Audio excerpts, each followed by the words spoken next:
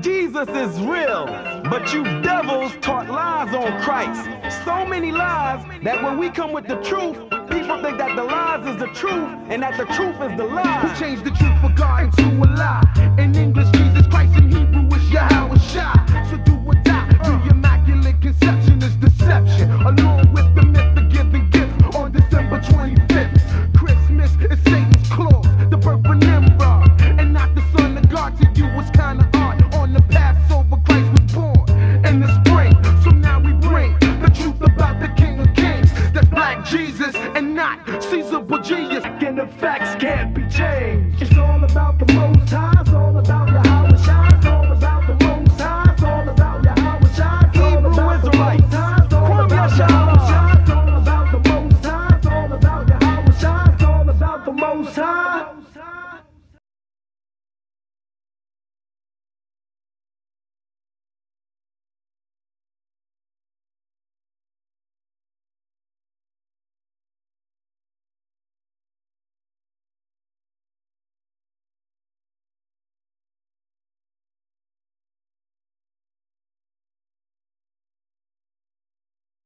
Jesus is real, but you devils. Okay, Shalom Israel. Shalom. Welcome to another class with the Israelite School of Biblical History and Practical Knowledge. I'm Priest Kazakia, and we're going to go ahead and get class rolling. Class here is at 8524 South Braeswood, Houston, Texas 77071. Right? Good. We have our classes Mondays, Wednesdays, Fridays, and Sabbath morning classes. Mondays and Wednesdays from 7 to 10, Fridays from 6 to 9, and Sabbath morning from 10 on. We have classes in Albuquerque. Shalom.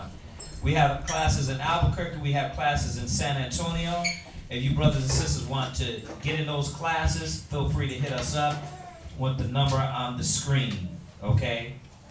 And we'll give you all that info. We also have classes, kids classes. So y'all can take that off. Okay. We have kids classes every Sundays from 2 to 3, and we post them on isbhpk.org. I'm sorry. No, we don't. We post them on ISBHPK Kids. All right. So let's see here. Please like, share, subscribe. We also have our 5 minutes of wisdom. I think somebody hacked our 5 minutes of wisdom because we can't get back in. So we got more videos to post, but we're trying to get a hold of Google to figure out how to get back in our account. We can't find the password. So bear with us on that, but we do got more videos we're going to upload on 5 minutes of wisdom. Our cable show is a local show in Houston, Texas. It's on Houston Media Source, and it's Tuesdays at 8:30 p.m. It's a live show, okay? And it also streams online also at hmstv.org or channel 17. Oh, is that Comcast? Yes. Comcast local channel 17. All right. We also, please support our Blog Talk Radio with Mashaba, which is blogtalkradio.com/MASHAHBA Monday through Friday. Is he still doing Monday through Friday? Or is it? No, it's Tuesday, Thursday, Friday, Saturday. Tuesday, Thursday, Friday, Saturday. Regardless, listen, if you go on blogtalk.com/Mashaba, he's on there, and there's a lot of classes that's been uploaded, so you can listen to that also. All right, please support the sisters. They have Israelware, and that's on Facebook at Israelware. So if you want to get down with that, get your garment, you can go ahead and get those things done. We appreciate all the brothers and sisters that have been joining us on Facebook. For y'all on Facebook, we don't really get into arguing back and forth, but this is solely like for class, for questions and things of that nature. But we appreciate y'all support on Facebook, all the positivity. My number is 281-707-2737, and then Priest Quatzazap, his number is going to be up there on the screen also. So if y'all got any questions outside of class, feel free to hit us up. We will answer your questions. Also, check out our website, ISBHPK at isbhpk.org. All you brothers and sisters that contribute, give alms or offerings to help out the school, we appreciate that. Brothers give books, pens, papers. We like to always thank the brother in Dallas, Zion in Dallas. He always sends us stuff, man. We appreciate it. And like we always say, if it's not monetary, books, papers, pens, Bibles, apocryphers, when new people come in, we give them those things. So those really help out also. And everybody that's been helping with the school rent, of course, that helps also. All right? And the information for that is on the screen. All right, so we're going to go into tonight's class. We're going to go directly in. Jermaine, you said you had a question. Is it quick? Yes. So why does the Most High or Yahweh Shai mention 144,000? Like, is there a significance to specifically that number as well? That's not a quick one. Okay, all right. You know what we'll do? We'll go over that Wednesday. Okay. Because instead of because I'm thinking we're going to shoot past it real quick, let us fully answer that. All right? Because this class, it's already, 7:15, and we want to get through we don't want to be cut off. We always try to rush through our class at the end, and we don't want that with this topic right here. So just hold down for Wednesday. You know we're not going nowhere unless Yahweh Shai, comes and smashes everybody. Otherwise, and then if that's the case, right, Yahweh Shai be able to answer that question, right?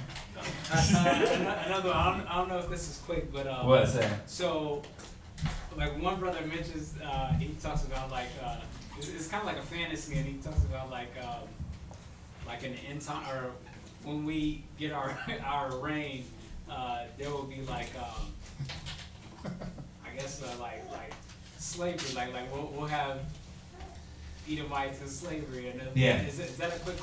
That's a real quick one. Go to Isaiah 14, okay. And then we'll hit Isaiah 60. That is a quick one. And then Revelation what? 13. 13. Also.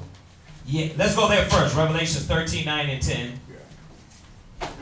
And then we'll jump to Isaiah 14. And then we'll go to Isaiah 60. And there's more to add to that, but these are the blunt force that it gets straight to the point. Future tense prophecies.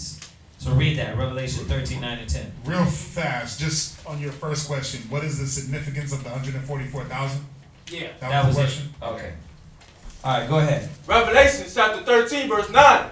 If any man have an ear, let him hear. He that leadeth into captivity. We all got ears, right? It's talking about your understanding. If you understand, if you see what's going on, you're gonna understand. Go ahead. He that leadeth into captivity. He that does what? He that leadeth into captivity. Now, we've been talking about it a lot about Israel's captivities. Think about it. We've been captive under every single nation under this earth. We've been captive to all nations. Now, our final captivity, which is now under, the Romans, Edomites, whatever title you want to throw on them, we're captive to them now. So it said, he that leadeth into captivity, go ahead. Shall go into captivity. Wait, he might? Shall. Well, maybe if you want to. Shall. Yeah, this is shall, saying that it's going to happen. He that leadeth into captivity shall, what? Go into captivity. Yeah, they're definitely going to go into captivity. So, all the nations that led us away captive, ripped us out of our lands, or went into our land and took us, they're going to be captive. We're gonna have them in slavery, but not the slavery you think, where we're going to be, cutting them to pieces and raping raping men and doing all that stuff. We're not going to be doing that. It's going to be a righteous captivity. It's going to be a righteous slavery, because the laws of the Most High are going to be in full effect. Go ahead. He that killeth with the sword. He that does what? He that killeth with the sword. Y'all know the saying, you live by the gun, you die by the gun. So he that killeth with the sword, read, must be killed with the sword. You see that? That's a must. Shall and must. Meaning these things have to happen. They're gonna happen. You get that? What's the next scripture? Isaiah chapter 14, verse 1. For the Lord will have mercy on Jacob, and will yet choose Israel. Wait, the world? And yet choose Israel. Go ahead. And set them in their own land. Right, so this is when after Yahweh Shai comes, he's going to set us up in our own land. Now, what's going to happen in that land? Read on. And the strangers shall be joined with them. Right, so just on this point, I just want to make this, that you can see that this is a future prophecy, that we have not been yet set in our own land since our captivities. Right, and in the context of when we read on, all these other things falling into place. So we haven't been set in our own land, and we haven't been given these things that are promised. So this is a future prophecy. You're going to see. Go ahead. And they shall cleave to the house of Jacob. Yeah, we haven't been set in our own land. And it says that what? The strangers? Did you miss? You read that? The strangers was going to be joined with us. Read it from the top. Yeah. God, for the Lord will have mercy on Jacob, and will yet choose Israel, and set them in their own land. And the strangers shall be joined with them. Right. And they shall cleave to the house of Jacob. Now the strangers being joined, are they going to be in our land partaking of all the benefits and joys that we get? We just read it. Revelation 13, 9 and 10. And when we read down, it's going to edify. Revelation 13, 9 and 10 was, he that leadeth with captivity shall go into captivity.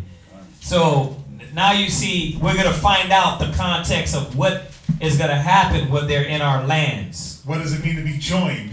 Yeah. Because a lot of people think that being joined together, they'll join hand in hand. No.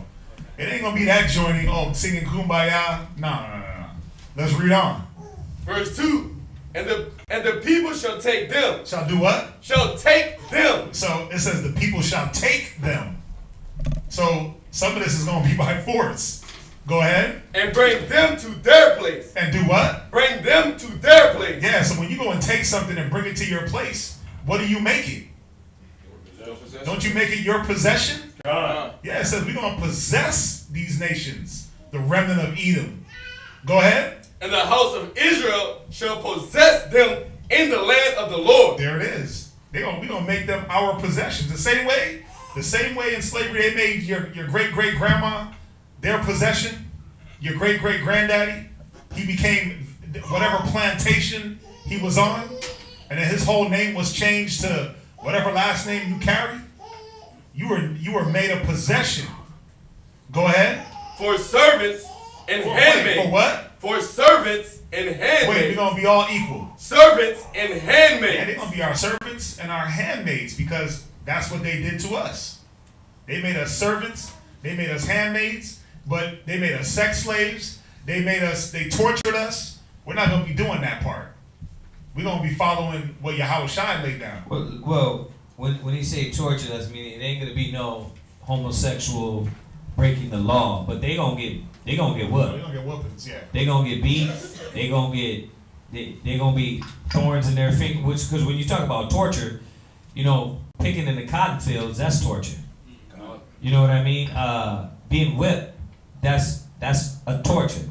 You know what I mean? They're gonna be tortured on that level, but not on the homosexual bad in the booty level. We're not gonna be doing that. We're not gonna be doing those things that break the law. It's not gonna be the excessiveness that they did to us. Right. They were over excessive. You know, if you whip your slave, you give him 3 lashes, what were they doing? They were tripling that, doubling that, quadrupling that. They were doing it out of spite and out of fun. You know, we ain't just gonna be whooping them for fun. Like, let me just whoop on you. What? Or are we? Well, let's read on. We are gonna be whooping them for fun. Listen, the whole point is this is the patience and faith of the saints, right? God. The Most High said, and we're gonna go ahead and go to a whole nother class if we keep going down this road, but you know, that's what we wait for. We wait for payback. We're waiting for that payback. So we are going to rejoice over the heathen. We are going to rejoice, and they are going to get paid back to the point to where it's going to be a glory for you to send them out and go do things that the maids and servants and dogs would do. Right? That's the glory in it. Well, what's the point? They're not going to be like indentured servants. No, it says double unto them. Right? Did it say double? God. Double. Go ahead, read on. And they shall take them captives who captives they were. Right, so we're going to, just as Revelations 13, 9, and 10 said, we're going to take them captives who captives they were. And that not is only the Edomites or the so-called white people. That's all the nations. Go ahead. God. And they shall take them captives who captives they were. Right. And they shall rule over their oppressors. Read. And it shall come to pass in the day that the Lord shall give thee rest from thy sorrow. Right, so we're going to rule over our oppressors. So, yeah, who were you talking about with that? Oh, yeah. Mark? Right, yeah. No, yeah, he's right. He's right on that. Yeah, go ahead and read that. Revelations 18 and 6 real quick. And then we'll jump over to Isaiah 60 and then we'll get in this class. Revelation chapter 18 and verse 6. Reward her even as she rewarded you. Right. And double unto her double according to her works. Right, so she's going to get double. This kingdom, this nation, the nations, they're going to get double. So, yeah, we're going to keep the law, but they're going to be dealing with hard bondage. It's going to be hard captivity. You know, remember on Django when they threw old girl, they threw her in the ground in that one pit? Yeah. It's going to be a lot of that. It's going to be a lot of whipping. It's going to be a lot of punishment. Because that's what they did to us. Right? But they're still lucky. They're still lucky because we're not going to be doing the things unlawful. Go ahead, read on. In the cup. All right, that's it on that. Go to Isaiah 60. Oh, no, finish it. Finish it. I'm sorry. In the cup which she had filled to her double. She's going to get double. And the she is talking about Babylon. It's talking about this confusing nation, city, kingdom, America. Go ahead. Isaiah 60 and 10. Start from there, yeah. Isaiah chapter 60 and verse 10. Right, now you can read the whole chapter. Preferably read from 1 on down, but we're just jumping. Go ahead. And the sons of the strangers shall build up thy walls. So they're going to build up the world.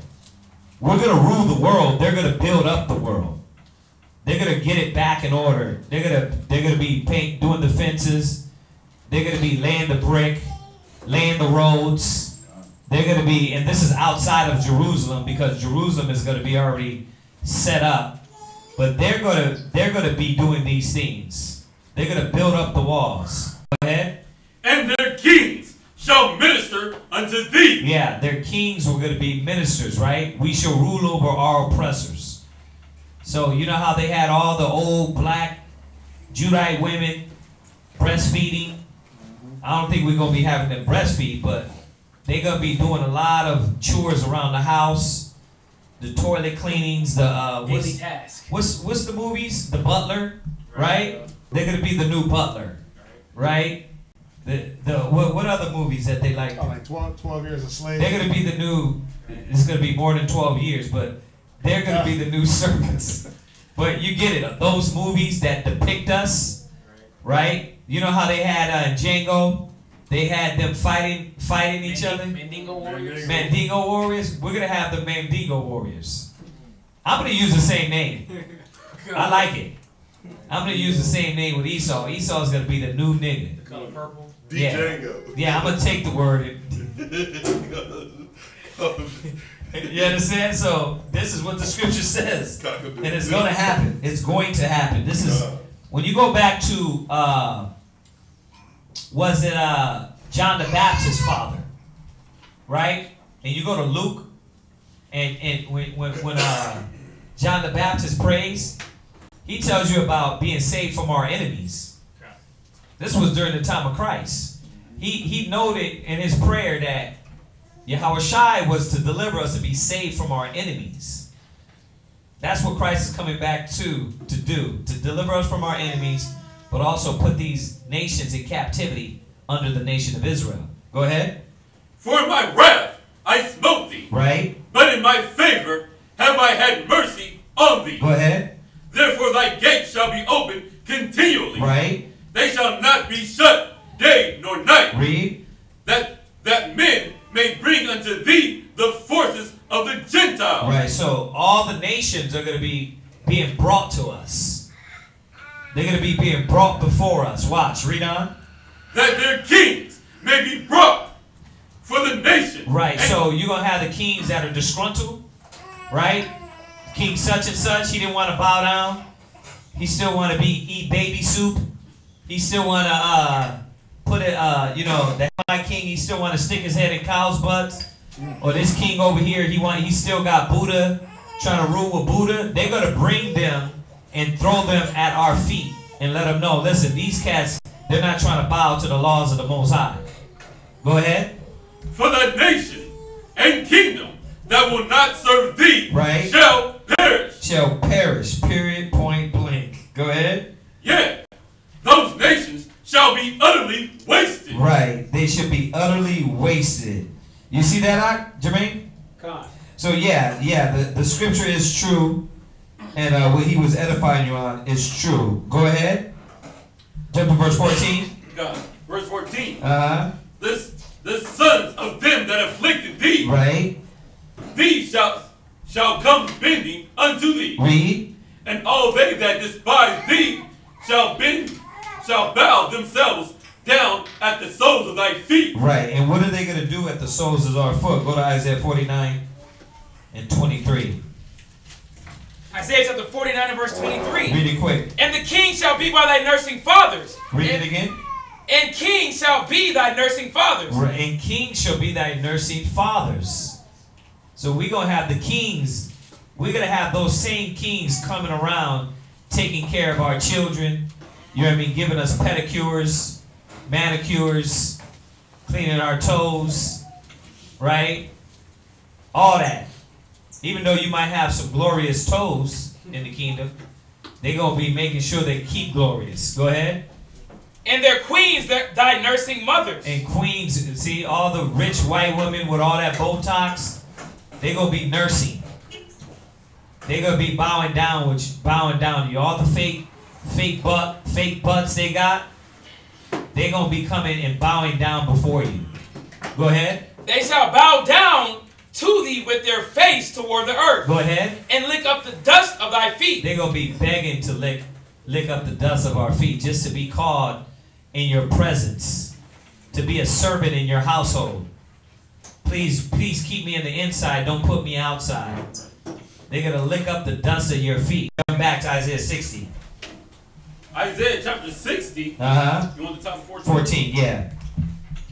The sons also of them that afflicted thee shall come bending unto thee. Mm-hmm. And all they that despise thee shall bow themselves down at the soles of thy feet. Right. And they shall call thee the city of the Lord. Right. So you see that, Jermaine? Come on. So yeah, Isaiah 60, Isaiah 14, Isaiah 61. Right? Yeah, and that whole Isaiah. Isaiah 26. You can read those chapters. These are future prophecies. All right, so we're going to go into tonight's class. If y'all got any questions online, just hold them. We're going to get into this class. And this class is for also for grown-up women too. But remember, all these scriptures, we've touched on these things a lot before, but we're going to talk to the young women in the nation Israel, because we got a generation that's coming up, and your kids are now going to be serving the Most High or not. And I'm going to say that because a lot of people don't understand that your children are going to have to make the choice. You know, and I'm talking about, remember, a boy child came and presented himself before the Most High at 12 years old. At 12 years old. Also, the Jews keep the so-called Jews keep a little custom called the bat mitzvah or the bar mitzvah. It's a coming of age. Okay. Now, the only time we hear about the 12-year-old is when Yahushua went up to the Passover at 12. Okay. So, but you know what that means? That means when you become 12 years old, you are now accountable for your works and your actions, whether they be good or evil. And give me that one in Proverbs. I want to throw that one in there. It says, even a child may be known.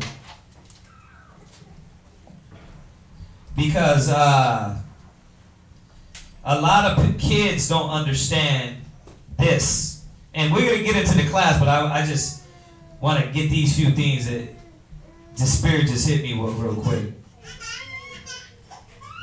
Get that one and then go to Proverbs 20 and 11 and then go to Ezekiel 9. Proverbs 20 and 11? Yeah. Proverbs chapter 20, verse 11. Even a child is known by his doings. Even a what? Read it right, read it with power, read it clear. Where are we at? Proverbs chapter 20, verse 11. Go ahead. Even a child is known by his doings. See, even a child is known by his doings. The Most High is not letting you. You're not gonna be like, well, I'm just a kid. You know how to twerk that though. You ain't a damn kid when you know how to act like a fool, right? So you are accountable for what you do. You know, look at these kids online. Look at them on social media. Y'all know, look at your friends. Acting like little gremlins and demons. They're accountable. The Most High is going to judge them for their actions. See? So read it again from the top. Even a child is known by his doings. A child is known by his doings. You got little Damien. Little demon kids. Sorry for you. Yeah, you got kids that's blowing blunts at 6, 7 years old. What's going to happen to their spirit at 12, 15, 18? Yeah, their spirit is going to be warped. So yeah, it's their mothers and fathers' job to direct them and to show them the right way. But these children are going to be, when they get of age, they're going to be accountable. They're even known by what? Read on. Whether his works be pure, and whether it be right. You see that? See, you can look at a child and say, oh, there's something wrong with that kid. See, you see the difference between what the Bible says as opposed to what Christians said? The brother was telling us, man, that he was telling somebody, yeah, the Most High did that to that kid.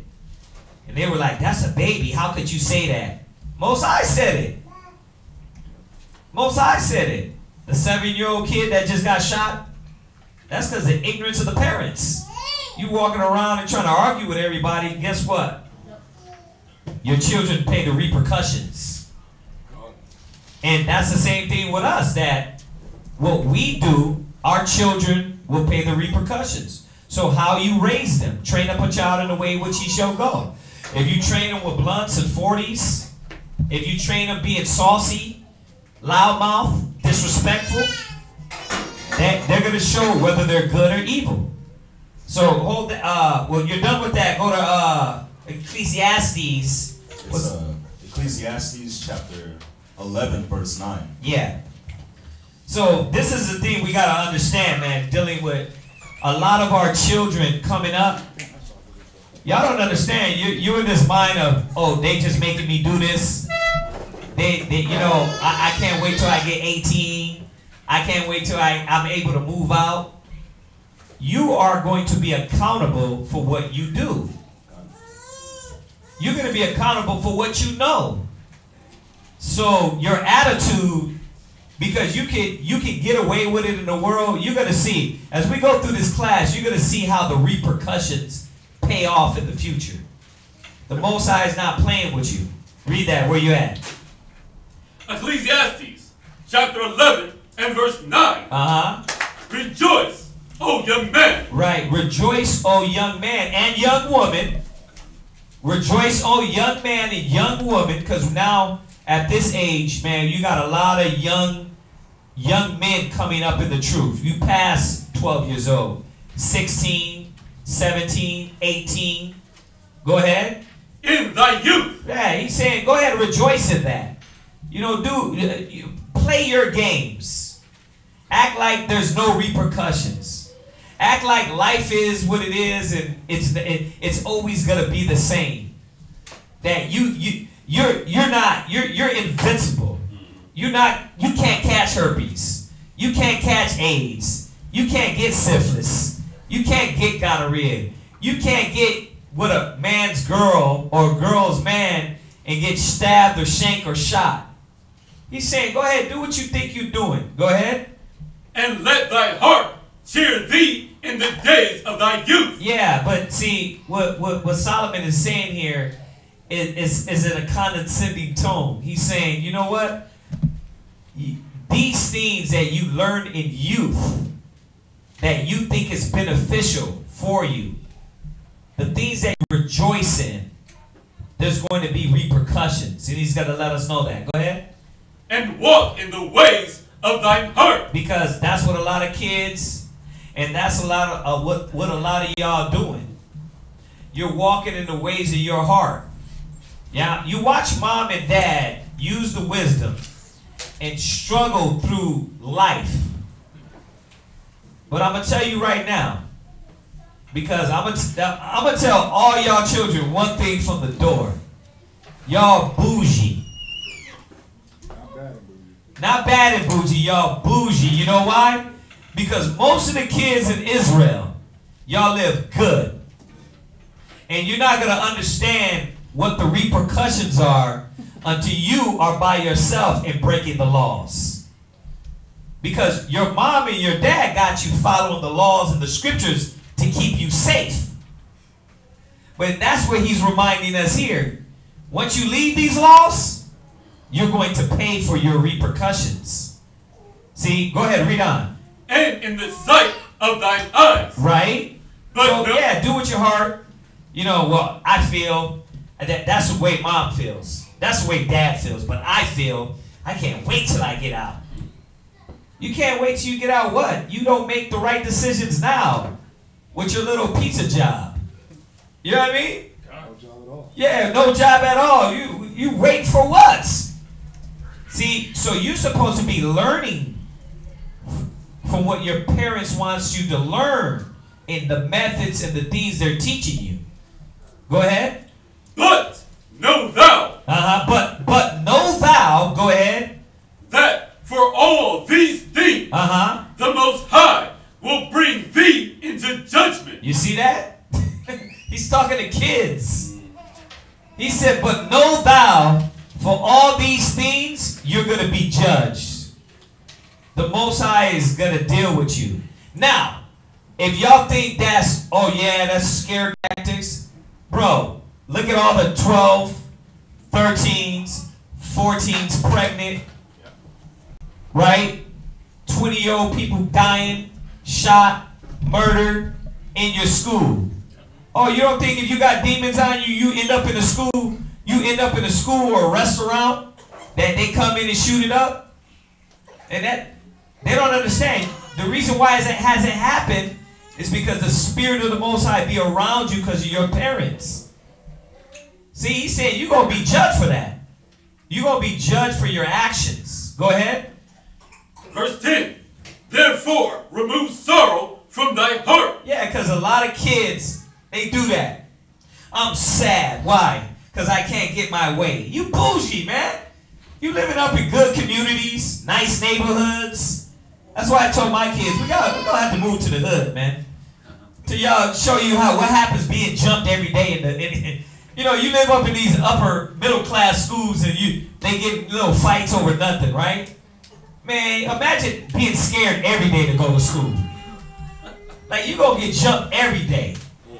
Yeah, and most of y'all, all y'all little kids, you got that good hair. You got that fair skin. Right? What you to do? They gonna beat your ass up just because you pretty. You're nice. Right? You don't understand that yet. You know, and I'm not saying that's gonna happen. What I'm saying is that that's what needs to happen. Y'all need a wake-up call. But you don't have to learn that way. You don't have to learn the hard way. You don't have to be like the kids out in the world that are learning the hard way. Right? Go ahead, read on. And put away evil from thy flesh. Right. The scriptures are saying you need to put away evil from thy flesh. And understand when the scriptures say obey your mother and your father, it don't mean just in the way of I gotta listen. I'm gonna listen, I'm gonna do it, but I'm gonna do it with an attitude. I'm gonna be angry. I'm not trying to understand you. I'm not trying to see it your way. The Most High, Yahweh Shai is coming back. And he's already whooping America's butt. And it's little by little that he's showing all the righteous. That includes kids, whether boys, and young girls. So you got to ask what side you're going to be on. You going to be in the next gay club and get shot up? Because you want to hang around with your little gay Edomite friends? You know what I mean? But that's Billy. He's cool.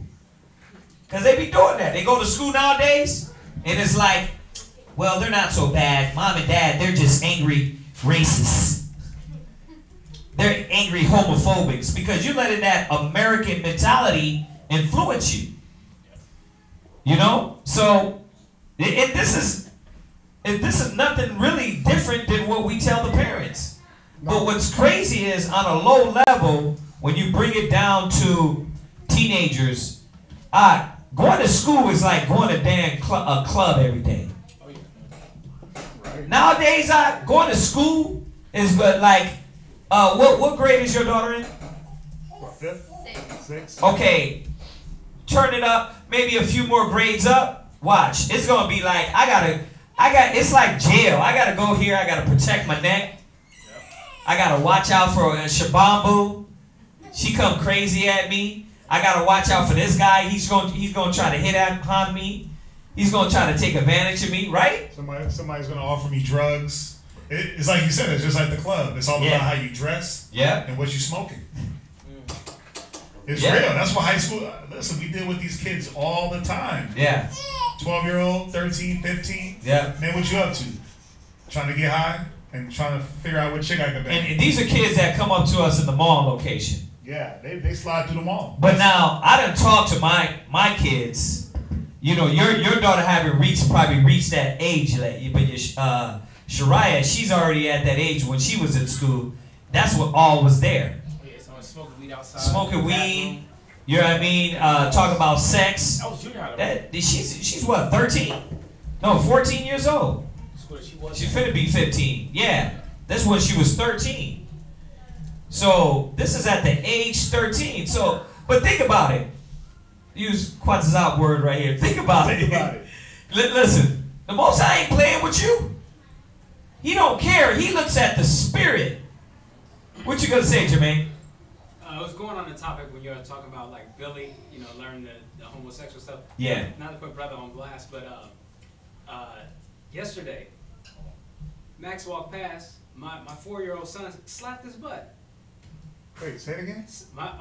His son slapped his butt. Slapped Max's butt Uh-huh. when he walked past, and I'm thinking like, Where'd you get that from? Yeah, and I asked him, I said, Joshua, where did you get that from? He shrugged his shoulders and said, I don't know. I said, somebody doing that to you at school? Right. He didn't answer. He couldn't answer. He answered one time when I asked him if someone was bullying him. Yeah. He answered that, but then his mom was dropping us off, and the kids, they wanted to come. They were like crying, like, "Come on, I want to come, I want to come." Right. I'm trying to get my kids more involved here on Sundays. Right. And she's like, my ex is like, she's like, nah, you know, I want to have them on Sundays, like just for an hour. Yeah. 1 hour.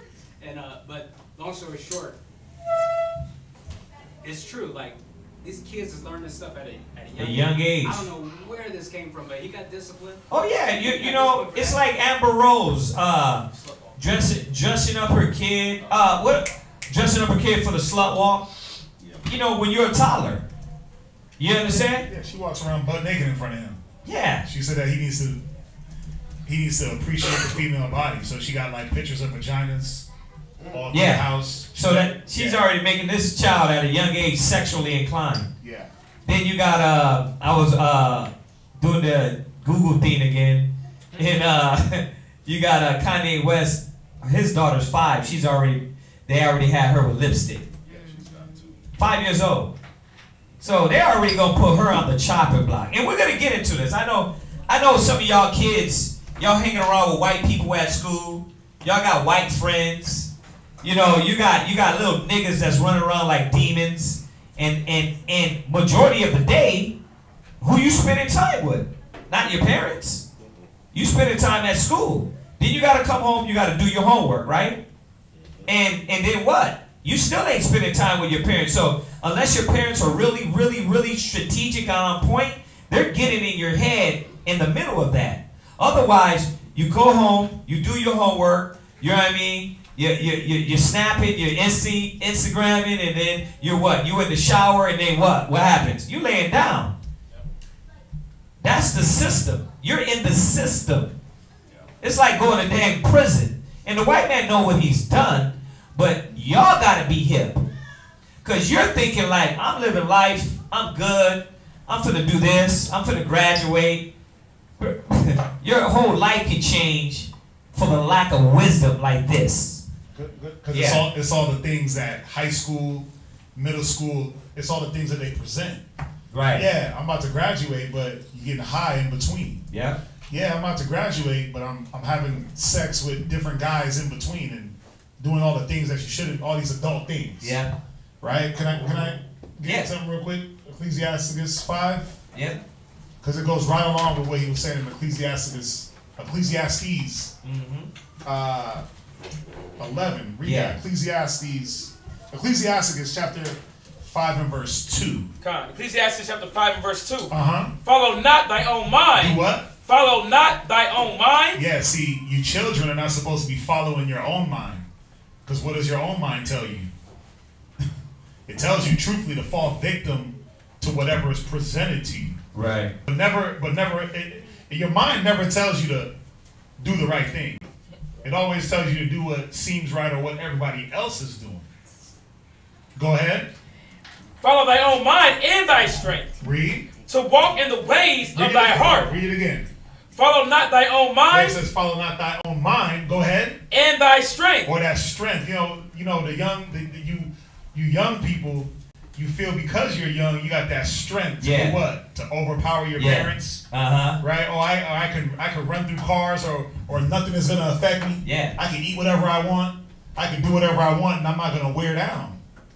Go ahead. To walk in the ways of thy heart. To do what? To walk in the ways of thy heart. Yeah, you don't want to walk in the ways of your heart. Now, you got to understand, if your ways were right, you wouldn't need parents. Yeah. You wouldn't need the direction and guidance. Go ahead. Verse 3. But that's that American mentality that it takes our children and tries to warp their mind at a young age. Yeah. And you don't start living for righteousness. You start living for America and this world. You better understand that the spirit of wisdom, and the things that you need in your spirit to survive in this society, it's more than just going to school. It's more than just a little job. It's psychological things. Now, all your friends, think about your friends at the age they're at. How many of them are already saying, I got to get high to make it through the day? How the hell are you 12, 13, 14, 15, and you can only make it through life because you got to get high? Man, you might as well kill yourself now. If you're 12. Yeah, if you got to get high and make it. At 12 years old. Yeah, you're done. You're done. Don't kill yourself. That was me being. When we say you're done. Yeah, that was me being funny. What I'm saying is that think about all your friends that are already saying, yeah, I gotta do this to make it through the day. Why? Because they mentally ain't there yet. They mentally can't control their mind and their thoughts. The only thing that's controlling their mind is stupidity and weakness. So you gotta see this. Go ahead, read on. Verse 3, and say not, who shall control me for my works? Yeah, who's going to control me for the things that I'm doing outside? Because a lot of the things happen where? Yeah. Outside of the house, right? When you're not at home, where you don't have that supervision. So you saying, yeah, ain't nobody can control me. I'm going to do my thing. I'm going to smoke a little weed. It's only a little weed, right? It's only a little weed. It's only, we just kissed, right? But what does that turn to? What does that lead to? What does that open the door to? Go ahead. For the Lord shall surely revenge thy pride. Wait, what's going to happen? For the Lord will surely revenge thy pride. Yeah, it's not about your parents seeing it or not. Yep. The Most High sees you.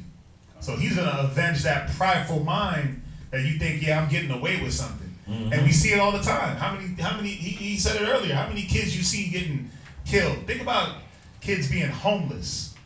Think about kids losing their parents. You think that's not a punishment or a judgment from the Most High? He's hitting them in all these different ways, but you got to open up your mind to see why it's happening. Yeah. This has been it's probably in the news, but about a month ago, 10 kids were released from the juvenile facility. Mm-hmm. You know, so they all did time. They all had the counseling. Long story short, all 10 of them have been murdered since they've been out. Wow. So nobody survived. So yeah, all 10 of them. Dang. So not at the same time, but they were all getting knocked off. Yeah, all getting involved in stuff. From the same juvenile facility. They were all in the same group. Yeah. Wow. Well, y'all got to understand, what does a hood consist of? It consists of people destroyed for the lack of knowledge. That hood is raising you youngsters. And guess where they end up at? Dead. Deaf. Dumb. You know how back in the days, back in our days, they get this is your brain on drugs. But the funny thing is, it's real now, though. It's like, you don't have to have a white man spook you. This don't gotta be a spooky, they're trying to scare us. Bruh, right now, it's real. You can go. Just look at your classmates. No, you can go through your Snap, and how many people in your Snap that committed suicide? How many rappers in your Snap that committed suicide already? Or killed themselves ODing? Mm-hmm. It's no longer like, drugs is bad for you. No, stupid is bad for you. Stupid is bad for you because stupid is going to keep you doing dumb, ignorant things that is going to keep putting you in the predicament of death and destruction. Pride. Yeah, pride. Pride is stupid. Pride is bad. And the number one with the youngsters. Pride. Right, like you said. Yeah. I'm in my prime. Yeah. Especially if you look good. I'm young. I'm handsome. Yeah, I'm handsome. Girl, I'm bad. I have bundles. Right. Right. All that. Right. But that's why the Most High said, read it again. For the Lord will surely revenge thy pride. Yeah, that's a promise. He's going to revenge that pride. He don't care about your age. Age is nothing but a number when it comes to the Most High. He looking at that spirit. What's that? I was thinking about this Tamir Rice, the brother that was up north, but he was a young kid that pulled a fake. It was like a fake gun. I don't even know if it was a gun, like a Nerf gun or whatever. Yeah, he pulled a fake gun. But they shot him. They shot him. Dude was like what, maybe 10 years old, 11 years old, yeah, something like little that. Kid. Young. I think he was like, he was young. He got shot. Look at a lot of these. Mike Brown, he was a kid. He was 18. Yep. He was a foolish kid. They were children in their parents' eyes, but what were they doing on the low, thinking that I'm getting away with it? But the Most High put down that judgment. And this is about showing y'all you don't have to get to the point where someone's shooting you or putting you in some bad calamity. You know what? You just put something in my head. majority of those kids, people that Judah that is dying, it's young kids. Yeah, it ain't like you had a few older folk, but it's the young kids that once again, Mike Brown going in, stealing Swisher Sweet, thinking like, nigga, I'm stealing Swisher Sweet. I run in, I run out, smoking weed, getting high. Right? And what happened? You don't use wisdom, and you get shot back of the head. Yep. And everybody's screaming, "Oh, they killed my baby. He was so good." No, he was not.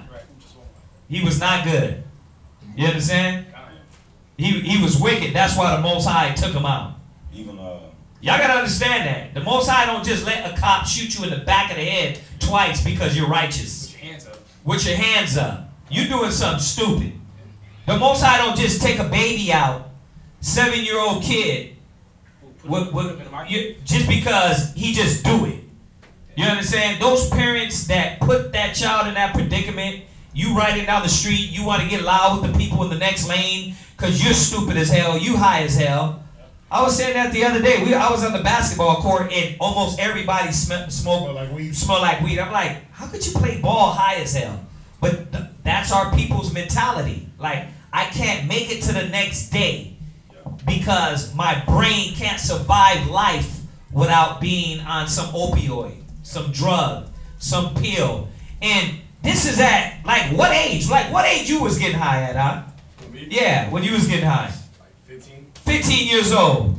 Who else? Who else in here is getting blowed at a young age? What age? I was like 12. 12 years? Right, what age you? 12 years old? Yeah, exactly. Yeah, but see, here's the thing. Like, when you look at you brothers, like, how hard was it for you? Like, Lamad, you're only 20, what, 23? 24? Oh, you grown, huh? He's like, yeah, 24. Slow down. No. But being 24, think about how hard it was for you to let go of weed.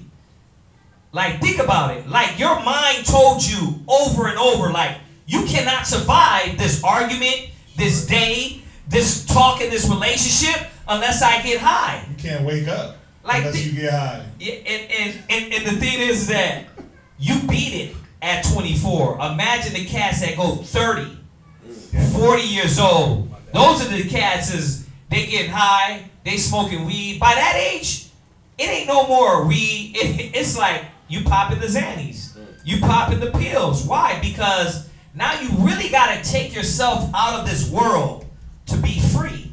And if you don't believe me, well, let's do the statistics. How many people in 2018, rappers, done died popping pills? Who's talking about that? Kids! Because it's no longer a commercial. It's them that have brought your mind down to this level that where you cannot make it through life. And this is the wisdom that has been given to you Israelite kids. Now, I know other kids are watching this. It might watch this. But the Israelite kids, y'all been growing with the wisdom. Now, what's going to happen when you back out and you dodge and you're like, man, scrap that. I ain't dealing with that. You was going to say something. No, just regarding the Xannies, I was talking to somebody today about the artist Little Peep. You know, little white dude, Little Peep. Yeah, and he was a Xanny head, but the thing about it, he died by an overdose by taking Xanax from one of his fans in the crowd. They actually laced it with fentanyl. Fentanyl is like it's almost like a hard Vicodin. Whenever you say get your leg cut off or something like that, you get shot, they give it to you. But they laced the barbiturate, the Xanax with the fentanyl, and he died that way. So he died by his own fan. Yeah. That he took during the concert. Yeah. They put fentanyl in heroin. Yeah. To make it stronger, but if you cut it wrong, you'll wipe out your whole customer base. So they gotta cut it just right to get you super high but not kill you. Yeah. There was a time when people were just overdosing on heroin. They found out they were putting fentanyl and they were killing people. So they want to get you high, but not to that point. Chasing the dragon. Yeah. Finish that real quick. Finish that verse 4. Say not, I have sinned. Say what? Say not, I have sinned. Go ahead. And what harm had happened unto me? Yeah, see, you kids can't say, well, yeah, I know I'm doing wrong, but look, ain't nothing happening to me. Because guess what? anything can happen at any moment when it's dealing with the Most High. You see the kids walking around pregnant that don't want no baby, ain't graduated middle school. You see the kids walking around high. Yeah. And the white man in America solution is, just abort it. Yeah, Planned Parenthood. And then you 15 and you already aborted 5 times. Paying $500. And we gonna get into this mind. We ain't even got into class. This was just the opening to remind you that the Most High is not playing with your age. He doesn't care about how young you are. Like, your ass will catch a bullet just like a grown-up. You'll catch somebody coming in raping you like how many grown-ups already been through it? How many of our young sisters 30 years old got raped, got molested? You see what I'm saying? Why? Because the Most High is not playing. It's a spirit. And when those spirits surround you, they can overcome you. So you want to keep your mind totally away from those things and away from that environment that will bring that to you. Yeah. Finish that up. For the Lord is long-suffering. For the Lord is what? Long-suffering. Yeah, the Most High is long-suffering. And a lot of people think that, well, ain't nothing happening to me. Nothing's going to happen to me. A lot of you kids think, well, ain't nothing happened to me yet. I done smoked all the weed in the world. I done had all the sex in the world. I done disobeyed my parents 1,000,000 times. Look, you can't do me nothing. But the Most High, he'll wait. He let that build up. He don't even have to, no bullet, no rape, no nothing. How about he just let you live life with your 3 different baby daddies and your 3 different kids? And I'm well for having a fight, having to put your baby daddies on child support and try to get by every day in your life. Yeah. Maybe that. It ain't gotta be, he shoot you, he stab you, you know what I mean? You get run down or you get raped. It don't gotta be that. It gotta be you really having to go through life like that. Yeah. And the reality is that this happens to our people, bringing it back to the whole nation. I know we're talking about the young brothers and sisters, but this happens to our people because my people is destroyed for lack of knowledge. Because thou hast rejected knowledge, I will reject you. And that's why it starts at this young age.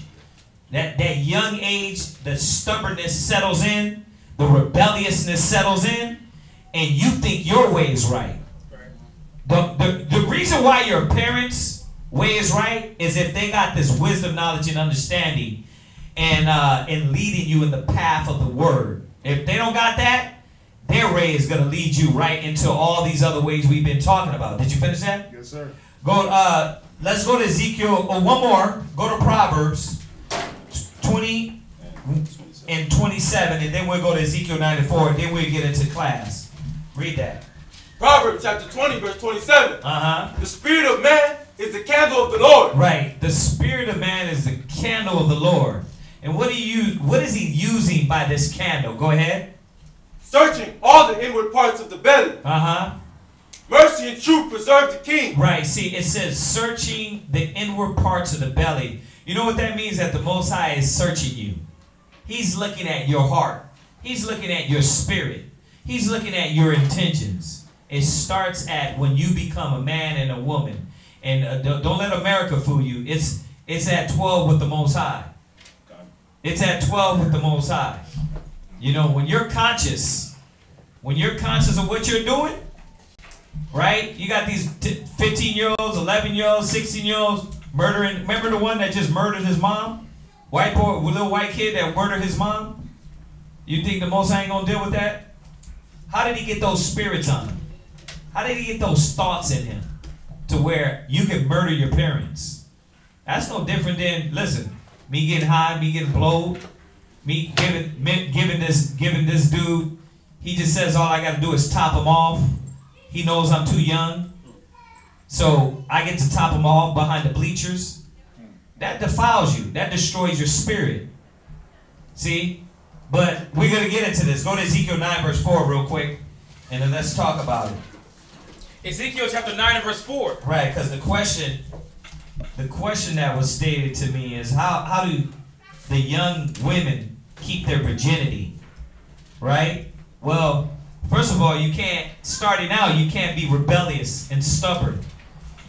A lot of you Israelite kids have to know what you have. But let's finish up this point real quick before we dive into that. Go ahead. Ezekiel 9:4. Uh-huh. And the Lord said unto him, Yeah. Go through the midst of the city, through the midst of Jerusalem, Right. and set a mark upon the foreheads of the men that sign that cry for all the abominations that be done in the midst thereof. So you see that. The Most High said, go set this knowledge in the minds of the people that don't and are fed up with the abominations.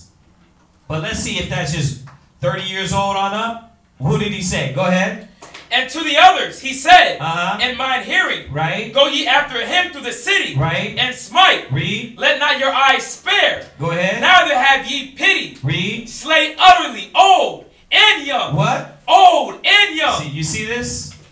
You know what that means? That when Christ comes back and these angels come through here and dance through through these bodies. You know what that means? That it's old and young. It ain't. If you a demon at 11 years old, guess what's gonna happen?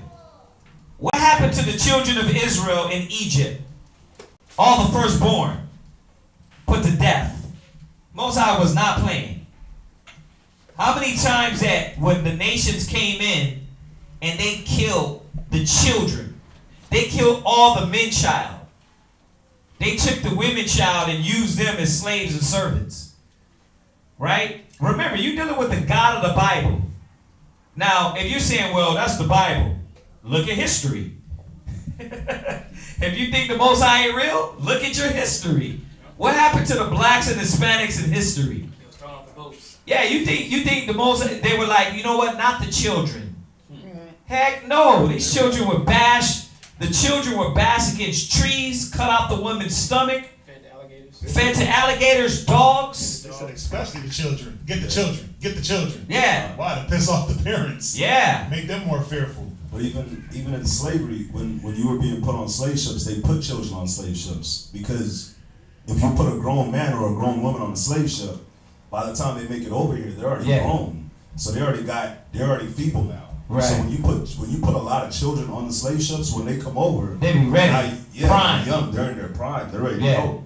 So the Most High wasn't playing. The children were the ones, the majority of the ones that were on the slave ships. Yeah, when you say children, man, when you reach that conscious age to scroll with your thumb on Snapchat and sit there and look at your dumbass friend, smoke weed, get high, like pass out. What's that one rapper the other day? He was on live and he just passed out. Oh, Kodak Black? No, it wasn't Kodak Black. It was one of the new. It's one of the littles. It's one of them. He was on live and he was just like. Probably Lil Pump. You listen. You passing out on live. You passing out. You know why? What are you taking? What are you popping where you're so young? You just like. You like a heroin addict at 15 years old? That's bad. Life isn't it. And it's not that life is bad, it's that the people you around and the wisdom that you're dealing with, the logic and the intellect, you're dealing with the lowest, dumbest, foolish people. And it's destructive. But let's see what he said. Slay utterly what? Slay utterly old and young. Go ahead. Both maids and little children. You see this? The Most High is not playing. It's not a joke. This ain't no white Christian church where we scared you. The Most High will whoop and destroy. It doesn't matter what age you are. The Most High is not going to play with the children of Israel. Once you become a man at 12 years old, all the way up, you're accountable for what you do, what you know, how you think, how you feel. So you know what you got to stop doing? It's like I was telling my daughter the other day. She was like, she made a statement. She was like, she was trying to make it seem like she was a victim and I was giving more props to my other daughter. And I said, stop. I said, let's stop this whole thing. This whole, you're trying to make this daddy issues. I was like, bump that. I was like, you ain't emo. I was like, first of all, there's no daddy issues here. You have the same blessings that your sister has. You get treated the same way. You know what I mean? Because you know why I bring that up? Because when you're young, you let these mental games play on you, and you psychologically, well, mom, dad loves such and such more than me. I gotta be the rebel. Right. Like, what are you in a damn movie? Right. That only works on TV and Nickelodeon. That don't work in real life. You better get over that. You better go to your parents and say, hey, this is how I feel. Because once you let these mental games play on you, what's going to happen is you get older and you're still letting mental games play on you. You're still letting these spirits and thoughts talk to you. And then that's going to take you down the wrong road. Finish that. And women. Right? But come not near. It said maids, little children, and women. But read. But come not near any man upon whom is the mark. Any man or woman who is the mark. That means that whoever got this mark of knowledge in their mind, those angels are going to go right past. Why? Because they got the knowledge and the seal of the knowledge of the Most High. They're saved. Everybody else, we got to destroy them. Because whatever, I don't know who said it in this generation, but in our generation, Tupac always said, is there a ghetto in heaven? There is no ghetto in heaven. There's not going to be no zannies in heaven. Right. There's not going to be niggas running around with their pants sagging and smoking blunts in heaven. If that was the case, I would have strapped a bomb around my neck and went and blowed up a police station. I cannot live if there's another ghetto in heaven. You understand that? That's not what we're living for, to bring the hood to the nearest heaven near you? Really? You want the hood to be in heaven? Right. Nope. Right? No, man. So let's get into this topic. Let's get into this topic. And this question, this topic came up with the question, and I'm going to read y'all the question. Why is it important for young women to stay virgins? And why is there a lot of people around them a lot of young people that are going to despise that and hate that, right? And how are the young important to the Most High? This is kind of all in one question. So we're going to touch on all that. But we wanted to get it out in the beginning to show you that scripturally, the Most High is looking at your spirit. He's not looking at, oh, you're young. Because you know. Like even your daughter, how old is she? I do it 12. too. 12, yeah. Quite shy is how old? She just turned 12 years old. She's smart. Like your daughter ain't stupid. Like you can't, like if she were right now, stab somebody with a knife, you can't be like, well, she just don't know. Little Susie just doesn't understand. No, hell no, you know. You know what you're doing. So you gotta grow up quick, especially in this society. Because the world is wanting to rip and take advantage of your spirit. There ain't no love out there. And you have to know that. So let's talk about this subject about why they need to learn to keep their virginity. Go to Leviticus 19 and 29 real quick. Leviticus 19:29. Go on, Leviticus chapter 19, verse 29. Go ahead. Do not prostitute thy daughter. Right. So why is it important for you young women to understand that your virtue, your virginity, your not only virginity in the body, but virginity in your mind is important to keep, to hold. Why? Because first of all, the Most High commanded it for a reason. You know why he said not to prostitute the daughters of Zion? Because first of all, that's going to make a whore. When you prostitute a woman, that makes her a whore. Now, this picture is going to become clear because this is what America is doing to you little by little. This is what, by Beyonce coming out walking butt naked on TV, this is showing you how to prostitute yourself. But the commandment was, don't do this. prostitute. You're not supposed to be putting your daughter up there, man, half butt naked on TV for the world to see. Right, cheeks all out. But I'm going to show y'all something. Remember at one time where it was a shame? We're going to get into that. But the law is telling us you're not supposed to prostitute the daughter. Read it. Do not prostitute thy daughter. Go ahead. To cause her to be a whore. To cause her to be a what? A whore. So why is the virginity important? What do you got for whore? To have unlawful sexual commerce. Right. What else? It says a harlot. A harlot. A prostitute. A prostitute. To corrupt by lewd intercourse. So to corrupt by lewd intercourse. Go ahead. That's it. All right. Now I got here. It says work as a prostitute. She spent her life whoring for dangerous men. It says synonym work as a prostitute, sell one's body, sell oneself. And I know what y'all thinking. I stop because I know y'all think I'm not a prostitute. We know that, but you're not a prostitute now. But what is it going to take for you to get to that level? Well, it takes you not regarding your virginity of the mind and your body and sanctifying that and saying to the Most High, I appreciate that. And we're going to talk about it, but I'm just saying that. I know y'all say I'm not a whore, but you think Beyonce's not a whore. You think Kim Kardashian.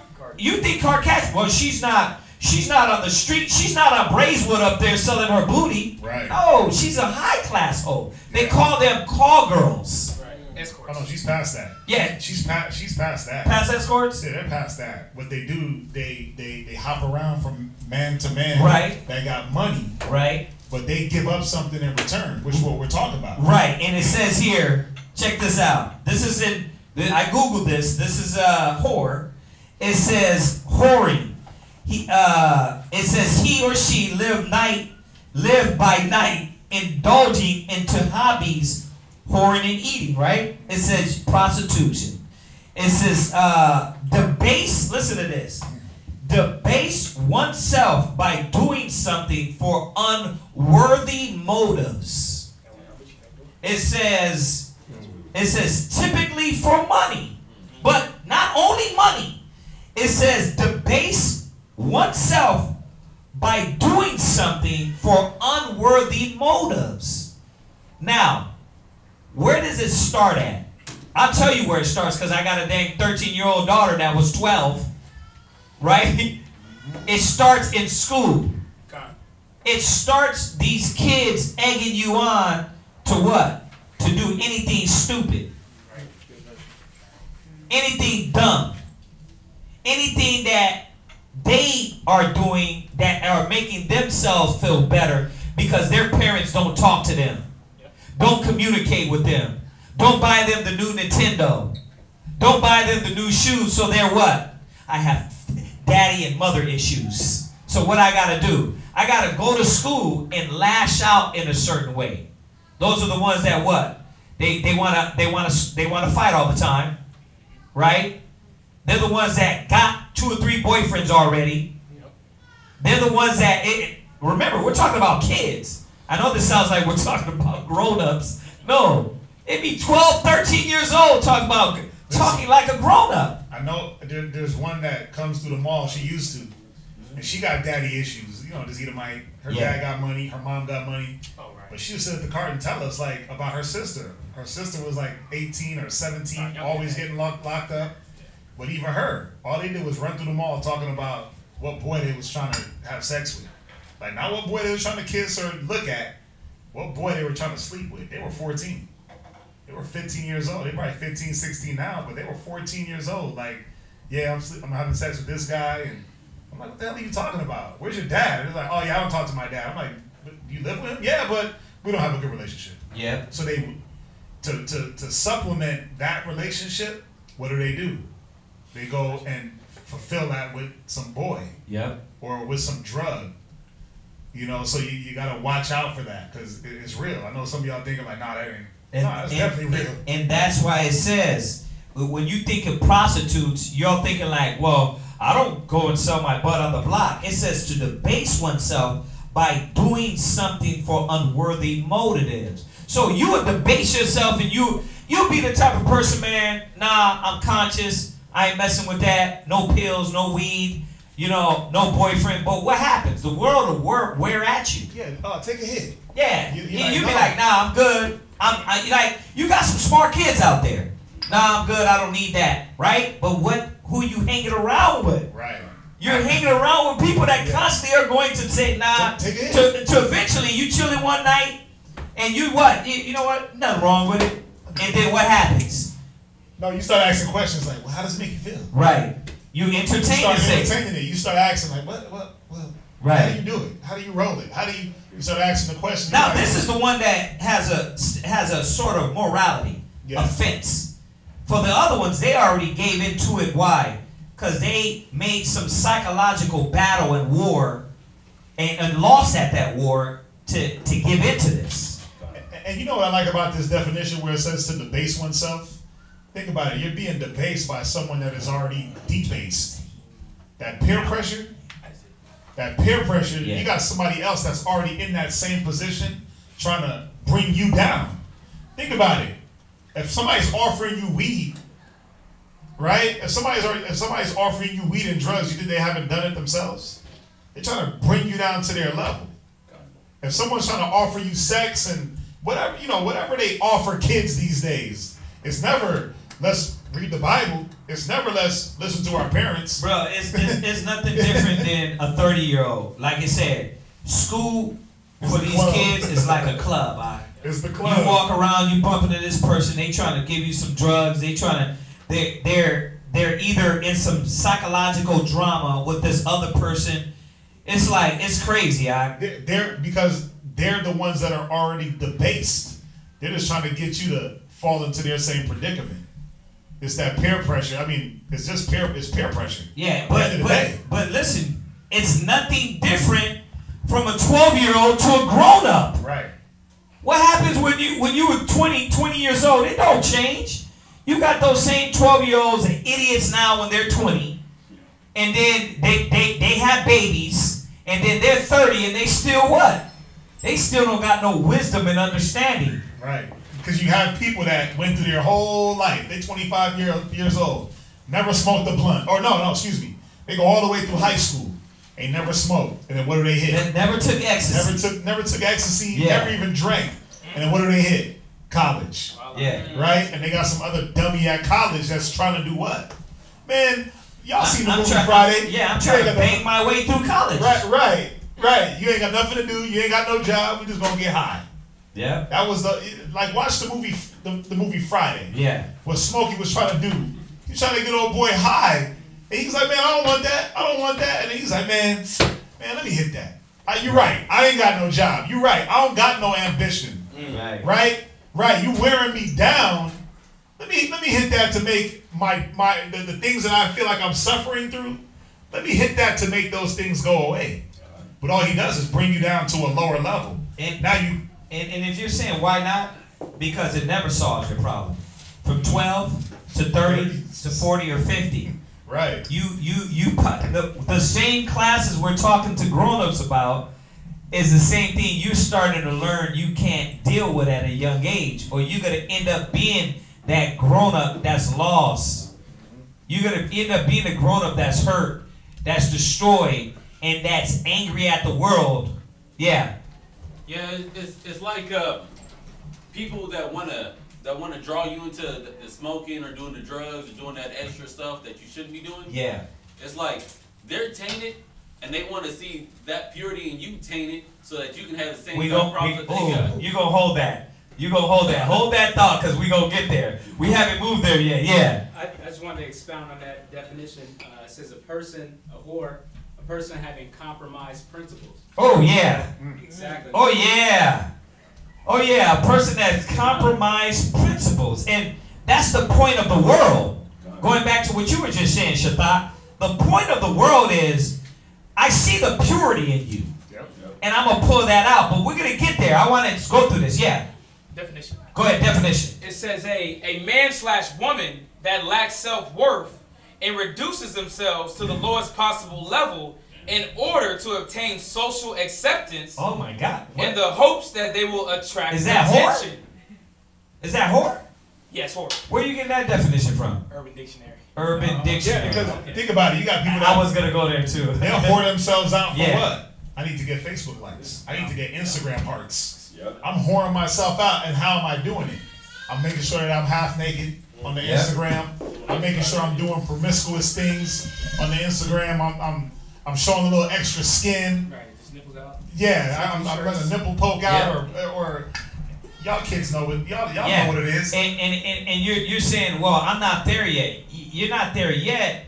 But if you over here with the spandex to where you can see your panty line, you're over there with the pants to where you can see your tampon sticking out. You over there with, you know, the no bra on, so your nipples can be poking out. What do you think you're going to get to? Oh yeah. You're already debasing yourself to the point where you don't care about the shame. There's no shame in you. But can we get through this? Go ahead. Hit Leviticus 19:29, Deuteronomy 23:17. You're going to read something too. Read that scripture real quick, one more time. Leviticus 19:29, then you're going to read that, and then I'll jump to that. Go ahead. Do not prostitute thy daughter, Right. to cause her to be a whore. Right? Lest the land fall to whoredom. Lest the land fall to what? Whoredom. It's not the land of fall to whoredom. When you look around in the ghettos and the slums, what do they look at the black woman as? Piece of meat. They don't look at you as oh, you know what? I want to marry her. They look at it as like, I want to hit that, I want to run through that, and maybe let the boys hit that. Because that's what every R&B singer raps about. I want your girl, and when he gets her, what happens? What you think Drake doing? He's like, you know what? I love you. We gonna get married? Hell no. Drake is running through these women, bruh. Send him out on Uber. Yeah, what do you think Ozuna and Daddy Yankee and all these women? Don Omar. Yeah, you think Don Omar. Oh, listen, you think these young kids and all the littles, little Zane, little Zanny, little whack boy, little boo boo, little PP, all them. But that's why they get caught up with rape charges and things like that, because they just running through girls and not caring. They don't care. They don't care about your age. They don't care about your nationality. They don't care about none of that. They don't care if you got the bundles. They don't care if you got the Brazilian, the Indonesian. They don't care if your hair is nappy. Fake butt. They don't care about none of that. They run through you and then what? You get passed to the next rapper. You get passed to, now, I know y'all thinking, well, that's kind of high class. They doing it in the hood. Yeah. They doing it in the hood, man. It's nothing different, yeah. When I was in the Navy, my next door neighbors, that was when I was in Chicago, they had this thing to where they had females, they would have to sign a contract, man. When they came in the party, bro, it was every weekend. They signed the contract, so if anything did jump off, and they did, try to claim something, nope, the contract says this. You signed it. Oh, they was really, listen, That's I was going Dave on. Chappelle. That was going on for years. Remember that? Oh, come on. 50 Shades of Grey. All of a sudden you hear like a knock on the door, we're like, man, leave it. Man, come on now. That's the Yeah. Dave Chappelle Can't come over here. love contract. Yeah. Sign here, sign here. He was like, sign here, sign here. Yeah. Initial here for anal. But what it is that now you're a prostitute. Yeah. You're not a prostitute on the street. You're just a prostitute in the community. Yep. You're being passed from neighbor to neighbor to person to person, and it creates whoredom in the land. Right? What you got? So this is an article that I had saw. Just reminded me of it. So there's this new rap group called the City Girls from Miami, right? So you got this chick. Her name is Young Miami, and I'm gonna just read it. It says Young Miami tells fans that she promotes prostitution in her music. It says the female rapper Young Miami of the City Girls. So let me read this part. It says. The Young Miami and her partner JT for the City Girls, the most popular music group, but in many of their songs, the female rappers aggressively rap about women getting money from men in exchange for sex. And many people have criticized the Miami rappers' music as promoting prostitution. Well, Young Miami addressed the criticism yesterday, not by fighting it, but by embracing that their music does promote prostitution. Wow. One of Young Miami's former fans reached out to her via social media and told the artist that her music promotes prostitution. Young Miami did not deny the claim. Instead, the rapper made fun of the fan, calling her a red lobster free blank blank. Young Miami's clear implication is that women should not have sex with a man without receiving money in return. You see this? But you see this, a prostitute. But this is the thing though. See, every generation has it though. Yeah. Lil' Kim, that's what she was on. Yeah. Foxy Brown came through. That's what she was on. Now, can I throw this in there? That was after they destroyed the Conscious Sisters. Oh, the Queen Latifah's after they showed you that, okay, Queen Latifah, you a dyke. We're going to break you down, and we're going to show the world that you just like women. MC Light. MC Light. I don't think she probably go both the ways. No, she got a husband, right? Okay. Yeah, that's how I always thought MC Light was a dyke too. Right. But anyway, they broke that community down, and then after that came in the Little Kims. Little Kims, the Foxy Browns, the Nicki Minaj, the TLCs, the Cardi B's, the TLCs. TLC, yeah, because they all talk about what? You got to, before you hit it, you got to pay. Before you hit it, you got to give me Fendi and Gucci, and now it's like you got to give me some Supreme and a blunt. That's what they on now. Like before you do anything, make sure you got a Supreme book bag for me. Make sure you got the Gucci knapsack, and make sure you got a nickel bag. But they'll call it nickel bag. Which is going to, like, what is that? Like a bag, some shoes. Yeah. First of all, and you get some shoes in 2018, they're gonna be played in a few months anyway. You know what I mean? We all know that. When you get to new J's, right? Oh yeah. Yeah. By the next week. Yeah, when he does a new drop, what's gonna happen? You're like, dang, I gotta get those new ones, right? Our people are so ignorant. That's why the scriptures say they have sold their souls for naught. But I'm gonna keep bringing it back to the grown-ups and to the youngsters, because this is nothing different what the grown-ups are going through. But now we're having to talk to 12-year-olds, 13-year-olds, 14-year-olds that, listen, don't fall victim to the game, because that's all they do. All they did was learn how to pimp our nation. They learned how to pimp the blacks and Hispanics and make you. I'm gonna use it this one time. Bitches and hoes. That's how they made our people. And in the context of the scriptures, it says a shameless woman shall be counted as a dog.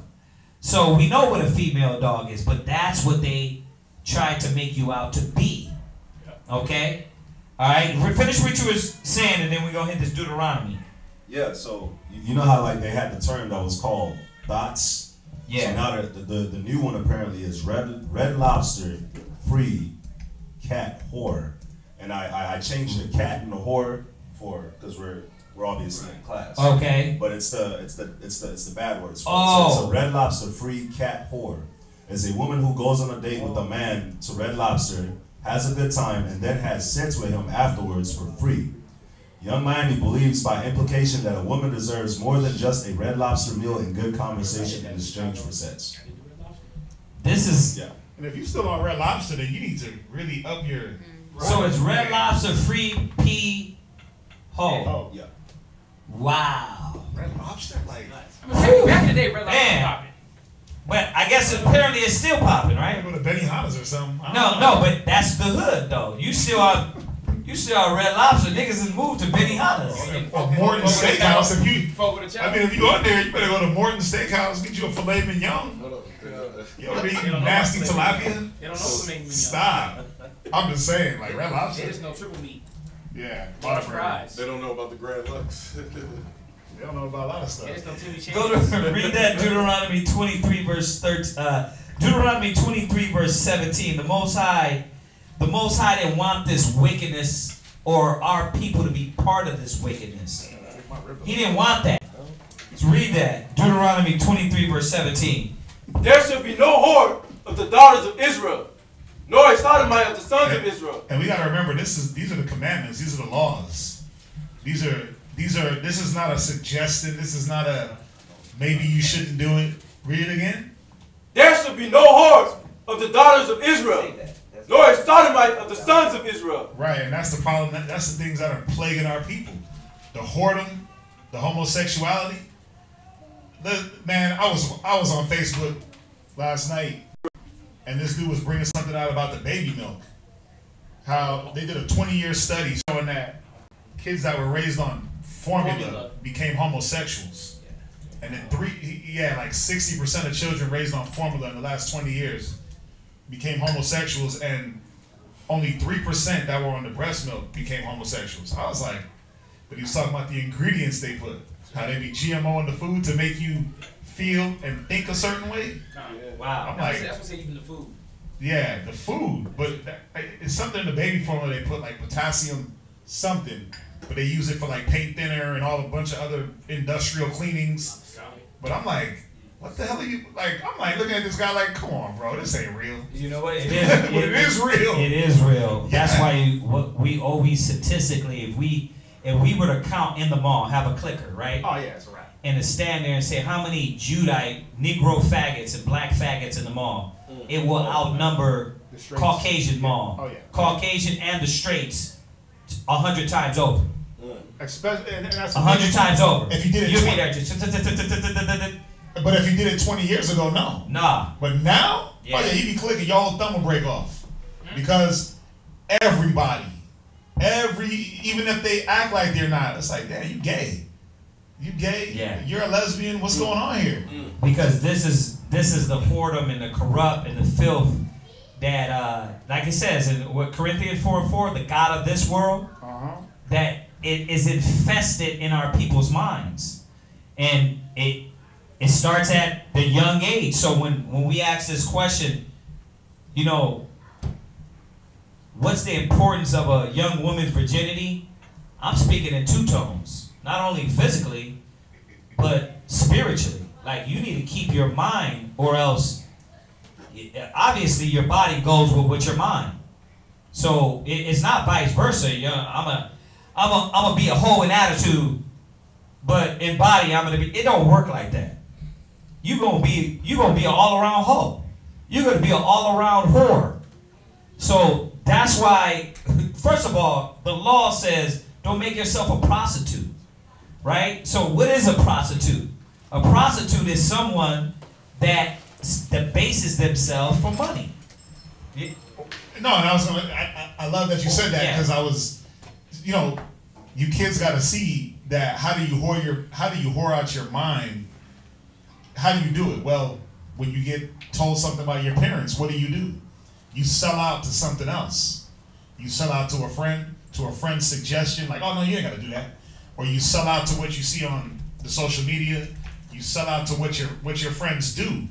That's how you begin to whore yourself out, through just simply following your parents. Now, and if you're living off this, I ain't no follower, well then, you're following somebody. Yeah, you are. You're following something. You understand? You're paying attention to something. If you're like, well, I don't want to listen to them, but you listen to somebody stupid, you're going to listen to somebody. Think about it. Your logic ain't even really make sense. Well, you don't want to listen to your parents, or you don't want to listen to the wisdom of your mother or father, but you're going to listen to the wisdom of something stupid? And what is that something stupid? Where is that going to get you? Where is it going to get you? Freedom. Because that's the logic sometimes as a kid. Yeah. Well, it gets me free. I can do what I want. Well, is this freedom leading you to destruction or everlasting life? Destruction. Is it leading you to somewhere that's going to be successful, or somewhere down the road you're going to be more depressed, more hurt, more abused, more taken advantage of? Y'all got to think of this. And I'm going to say this. For all y'all teenagers that are watching this, you know what's up, because you're not stupid. You ain't dumb. You can sit around and look at the kids around y'all and see, man, this kid got mental problems. This kid got emotional problems. You know what I mean? They were telling me about a kid, a girl in the school. She was just bullying for no reason. No reason. I said, you need to go over to that girl and ask her, man, are you having problems at home? What a 12-year-old asks you that, Rip your mind. You probably lose your damn mind. Like, I see you got problems at home because you keep messing with everybody. Because really, that's where it comes from. Why did these kids go to school like that? Because at home, they don't got no wisdom, understanding, no attention, no mother, or no father. They got something lacking there. When they go to school, it's like, well, I gotta let it all free. I gotta be free now. Because they understand you? Really? They understand you what? They don't know nothing. So how could they understand you? So this is what the law is saying about prostitution, man. The Most High doesn't want you to do that to your nation. The Most High he doesn't respect that. Read it from the top. Read it again. Deuteronomy 23:17. There shall be no whore of the daughters of Israel. Right. So we know what that whore is, right? It says, and I'm gonna read that last, debase oneself by being something for unworthy motives. And what is it that you said, Ak? Jermaine? You said what? Compromising your principle for personal gain. Compromising your principles. And now, that's going to take us to this next point. At one time, there was a shame to be a prostitute. Right? Now, I want you to look up prostitutes of the 80s. See, when you go on your phone and you look up prostitute of the 80s, you see that prostitute of the 80s, guess who they dress like now? 15 and 16-year-olds. Oh yeah, spandex, everything tight. To where you're sitting down and you got to worry about some guy looking up your skirt because your skirt ain't past your knees, right? You ain't looking at that. Then, like you said, they got the what do they call it? The one piece. Oh, the cat suit. They got the cat suits, but they call something else now. Onesies. Rompers. A romper. Right? Oh, they the got tight these rompers. but they got them to where it's really driving up their buttocks. Oh yeah, it makes a It almost makes it look like somebody took a bag and did like this to them, but it makes their butt look weird, right? So tight. It makes their butt look all weird, but they're like in a plastic bag, right? Like a wedgie. Yeah, it's like a wedgie. Yeah, but it all it does is just shows all their body, right? At one time, a woman, a righteous woman, had shame. Y'all know who knows what shame is? Just without the definition. Before we even go to the definition, who knows what shame is? And y'all online that's watching, think about it. If you don't know what shame is, you got to think about it. If nobody taught you what to be ashamed of, this is exactly how they be in the mall. Think about this. Yeah, what do you got, sis? Shame to me is like embarrassment. So, shame is embarrassment. What you got? I was gonna say a disgrace. Shame is disgraceful, right? What else? What else y'all got? What? Like being looked down upon. Right, ashamed is to be looked down upon, right? So at one time, some people had there was a standard that you're like, if you look like this, it's a shame. Now ask yourself this: what are you ashamed of now in this day and age? Think about it. Where's the shame at? I want somebody to answer that. Online, whoever's looking online, whoever in here, what are you ashamed of these days? What are people ashamed of? Nothing. Well, because y'all in Bible mind. Well, I want to hear it. What out of Bible mind? What you got back there, sis? Your hair. There you go. You're ashamed because You relaxed your hair and you missed the nappiness. right. You're ashamed of that. You're ashamed of something carnal. You're not even like, what else? What else are they ashamed of? What? Lack of money. Lack of. Yeah, you're ashamed of like they're ashamed because they broke, right? What? They're ashamed because they're not fitting in with the crowd. They're ashamed they're not fitting in. What else? I was just gonna say that. Yeah, they're ashamed because they're not fitting in. Now, listen, shame, a painful feeling. Listen to this. This is crazy. Shame is a painful feeling of humiliation or distress caused by consciousness of wrong or foolish behavior. There is a lot of shame. That's my point. That's the point of the definition. Like, what behavior does society, rap music, movie stars tell you that's foolish behavior. If you a man and you want to dress like a woman, that ain't foolish no more. There's no shame in that. Do what you like, do what you feel, right? Yeah. If you're Rihanna and you want to walk around with a mesh t-shirt and your nipples poking out on a video, a rap video for trillions of people to see you, there's no shame. So what brings you to this prostitute whore mentality? The lack of a consciousness. Yeah, now it's glorified. It says here, it says caused by a painful feeling of humiliation or distress caused by the consciousness of wrongdoing. But you're being told nothing's wrong. Right, walk around with your butt cheeks out. It's not wrong. Cut the jeans as high as you can. Like, you're 12, 13 years old, titties can be popping out. Butt cheeks out. The problem with you is, as an older man, you should be ashamed for looking. But her walking out like that, she should be ashamed for leaving like that. She's not though. She's not. Right. There's no shame for the first action. Because now it's glorified. Now it's like, wait a minute. Your shorts aren't short enough. Your spandex aren't tight enough. Your nipples ain't pumping out enough. Wait, let's cut that bra a little bit lower. Let's cut that shirt. Let's make everything acceptable. Listen, there's a YouTube channel for everything. Yeah. There's a meme. There's something for everybody out there to grab on to that foolishness. The things that were shameful. Think about it. Back in the day, when we used to diss each other's mamas, and you say, "Oh, your mama's a prostitute." That was a fight. Oh yeah. Now the same mama is running around talking about she's a bad bitch, which is the same damn thing. It's the same thing. That same mama that you talked about, yeah, your mama's a hoe, your mama's a prostitute, and you got punched in the face for in the 90s.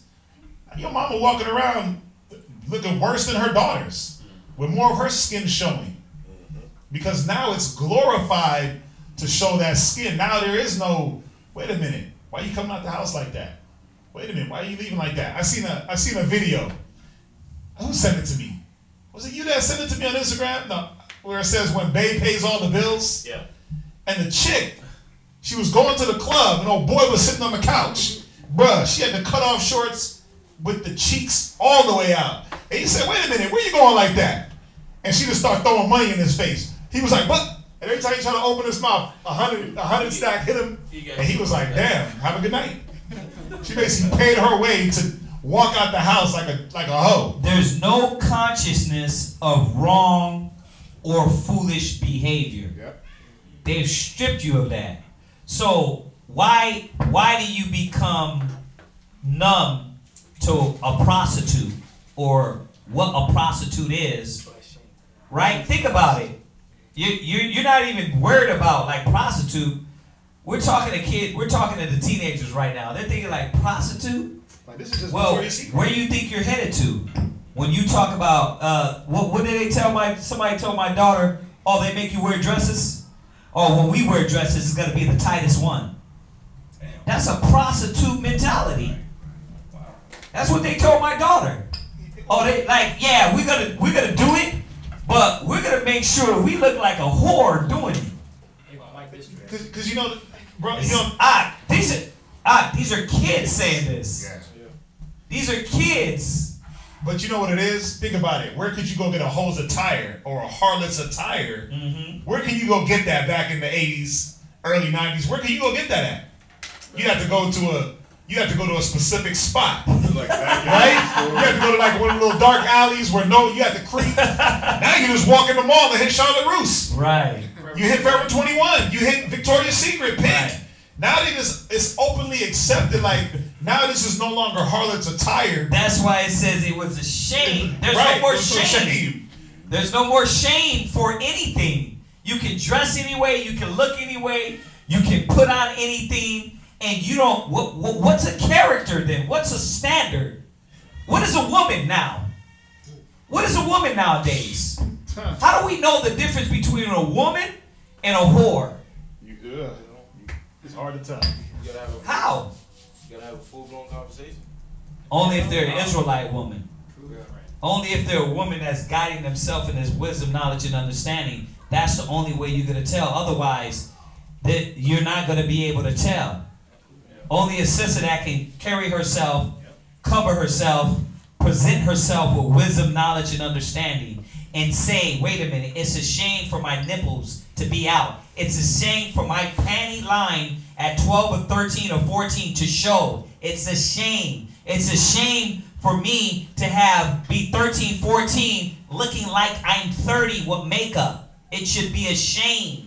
Or it's a shame to me. It's a shame at 12, 13, 14, 15, 16, 17, 18 to have notches in your bedpost. That's what they call it. You just been ran through by a bunch of dudes. Yeah. You got notches in that bedpost, man. Wow. It's a shame.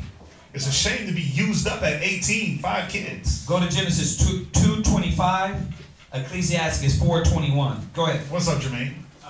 When you mentioned shame, I thought of the time, some of you kids probably haven't experienced this, but I remember my mom, I did something foolish. She told me to go outside naked, get a switch from the tree. That brought about a lot of shame.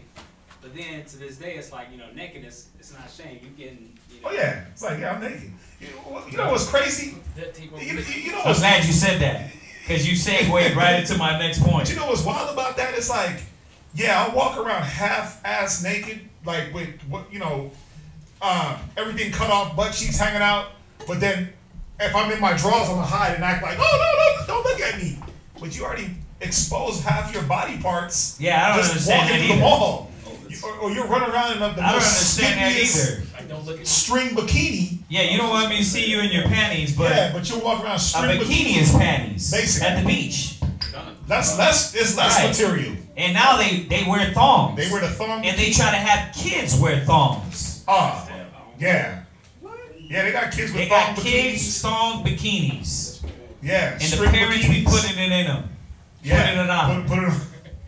Yeah, but you gotta see the mentality that we've been conditioned into. That you can look like a whore, you can look like a slut. Like, is there still something called a slut? Who's in school? Y'all in school? They call them Is there anything a slut in school? No, not really. So y'all don't be like, oh, you a hoe? What's a hoe? What's a hoe? That's how they greet each other. But isn't that encouraged? But that's what he said. That's how they greet each other, though. It is, right? But there you go. Well, he said it. That's how they greet each other. What's up, ho? What's up, ho? Yeah. What's up, ho? But that's what I'm saying. It's like there's no line to be able to say, hey, over this line is bad over there. There's no line. The lines have been erased. You're not listening. That the shame says to have a consciousness. You got to understand this. It says to have a consciousness of something you're doing that's wrong.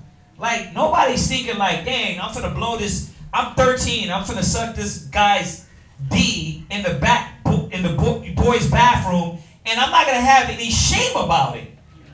I'm not going home and thinking like, yeah, hey, dang, I just did something wicked and wrong. You're thinking like, whoo, girl, guess what I just did? All in my mouth. And he just got done playing ball. All that. Now, no shower. Listen. This is real because at their age, how old are y'all? 14 and 17. Listen, I guarantee your sister at 14 is probably dealing with it, and you dealing with it more. Because these girls are going around this school, and then the boy. We're going to get into the boys, but we're showing y'all why to hold to your purity. Because if you let the world draw the line, there is no line. Your ass would be 18, pregnant, 5 different baby daddy, on welfare, on child support, talking about, and mad at life. Be mad at you. You mad at life now because you made all the wrong decisions. And then when your parents was like, I ain't helping you, you got mad because they didn't help you be more of a problem. So read that, Genesis 2:25, Ecclesiastes 4:21. Genesis chapter 2 verse 25. Go ahead. And they were both naked. Right. The man and his wife. Right. This is talking about Adam and Eve. When Adam and Eve started sinning and doing wickedness, they were both what? Naked. Right. Now this naked means that they were not they were doing wickedness. It's like now. It didn't mean that they were butt naked. It means that they were doing wickedness, the same wickedness that's going on now. Babylon the Great, Egypt, the mother of harlots, I can just be butt naked. I don't have to have a standard. It's cool to just pack a pregnant pack. Y'all know that. Y'all seen that. The pregnant pack. The girls, you know what I mean? They all get pregnant together? Yeah, they all got pregnant together. Or they're like, girl, we gonna get this guy and we gonna see who can get it first from him. At young ages. So you got to think about what separation have you made and prepare yourself for righteousness or wickedness. 12, 13, 14. You're already wicked. You're already wicked at 13 and 14. What's going to happen when Christ come back? Most High is not going to play with you. That was the whole point from the beginning. He's going to destroy you if you haven't destroyed yourself. What you got? Nah, I was gonna say because everything that you're saying is true because actually this girl, she's 18. Uh-huh. I went to school with her, but she's now a porn star. And she's popping too. It's like she's a porn star and she's big popping. But listen, you can't put it, and that's the new thing. Yeah. There's no disgrace in that, right? Because that's work. What did all the rappers do with strippers? They wife them. They wife them, or they glorified it to where back in the days, what Chris Rock say? I worked so hard for my daughter not to be a stripper. That was a joke. Now you making fun of strippers. Like who are you? Who are you to judge? Right? No, now that's like a position. Like yeah. I mean, now it's like a thing where no. It's an art. It's an art. No, now it's like a job where you get to bounce around from club to club if you really in there. It's an art. Now, y'all asking, oh, I'm not a prostitute. But where's your shame level at? For you to go and say, oh, you know what? Yeah, we're going to wear a dress, but it's going to be the tightest. Where's your shame? And what age are you? Okay, you're 16, 15. Where's your shame meter going to be when you're 20? If there ain't no shame on how you dress and how you look and how you carry yourself at 15, wait till you get to 25. You're going to be off the chain. You're going to be off the chain with no standard about yourself. That's why the Most High said there should be no prostitute of the daughters of Zion because the whole land is going to be full of whoredom. And that's what it is. When you look at the black and Hispanic women, just go through all the high celebrities. Now you're an Instagram model. Instagram model means you can be butt naked on Instagram for millions of people to see. One step away from being porno. Right, one step away to being from a porno. And if you don't make it as a pop star, you might just have to do Playboy. Right? But you got to keep that Birkin bag flowing, right? So you got to switch over from Playboy to porn. Music videos. By the way, wait a minute. Unless you can pop around from ball player to ball player or actor to actor. Do your Kim Kardashian thing. Right. Just go from rapper to rapper, ball player. Yeah, until you find one double up. I mean the whole family's like that though. Even the mom. Yeah. She's like yeah. Sad part about it, in the hood, you have it's the same thing, but it's women going from dope man to this dude's out here in the streets doing it big, whatever he's doing. Yeah. Let me get on that. Let me get on this guy. So yeah. And they don't understand it. See, like we talked about in the beginning, it starts from when you're young. So if you're thinking, yeah, y'all just blowing things out of proportion, I'm not gonna do that, but you already doing it. If you're saying, I'm gonna put the dress on, but I'm gonna make sure it's real tight. Think about what level you gonna go to next. See, you got no standard, you got no shame when you should be shamed. And that's what he's saying here. When Adam and Eve, they started doing things wrong, they were doing things off and sinning. Go ahead. And were not ashamed. See, they were not ashamed. And this is a problem. When you get that around you, when you get that mind to where you don't care how you look, you don't care how you talk, you don't care how you dress, You don't care how you act. You don't care what people see or what you represent. It's downhill from then on. Go from there. Go to Ecclesiastes 4 verse 21. Ecclesiastes chapter 4 verse 21. How can it be downhill at 15 years old? 16 years old? Your life is just beginning. Ecclesiastes 4:21. Read that. For there is a shame that bringeth sin. See, there's a shame that bringeth forth sin.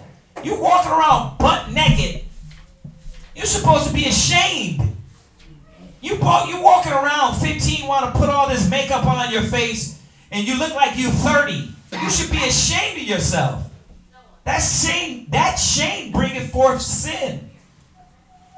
You know what I mean? You already want to pump your butt up and get fake breasts. You already want to go ahead and 12 years old, you want a boyfriend. What are you talking about? We're going to get into that too. What do 12-year-old boys know how to do? What do you think? They're going to take you out on a date and they want to live with you forever?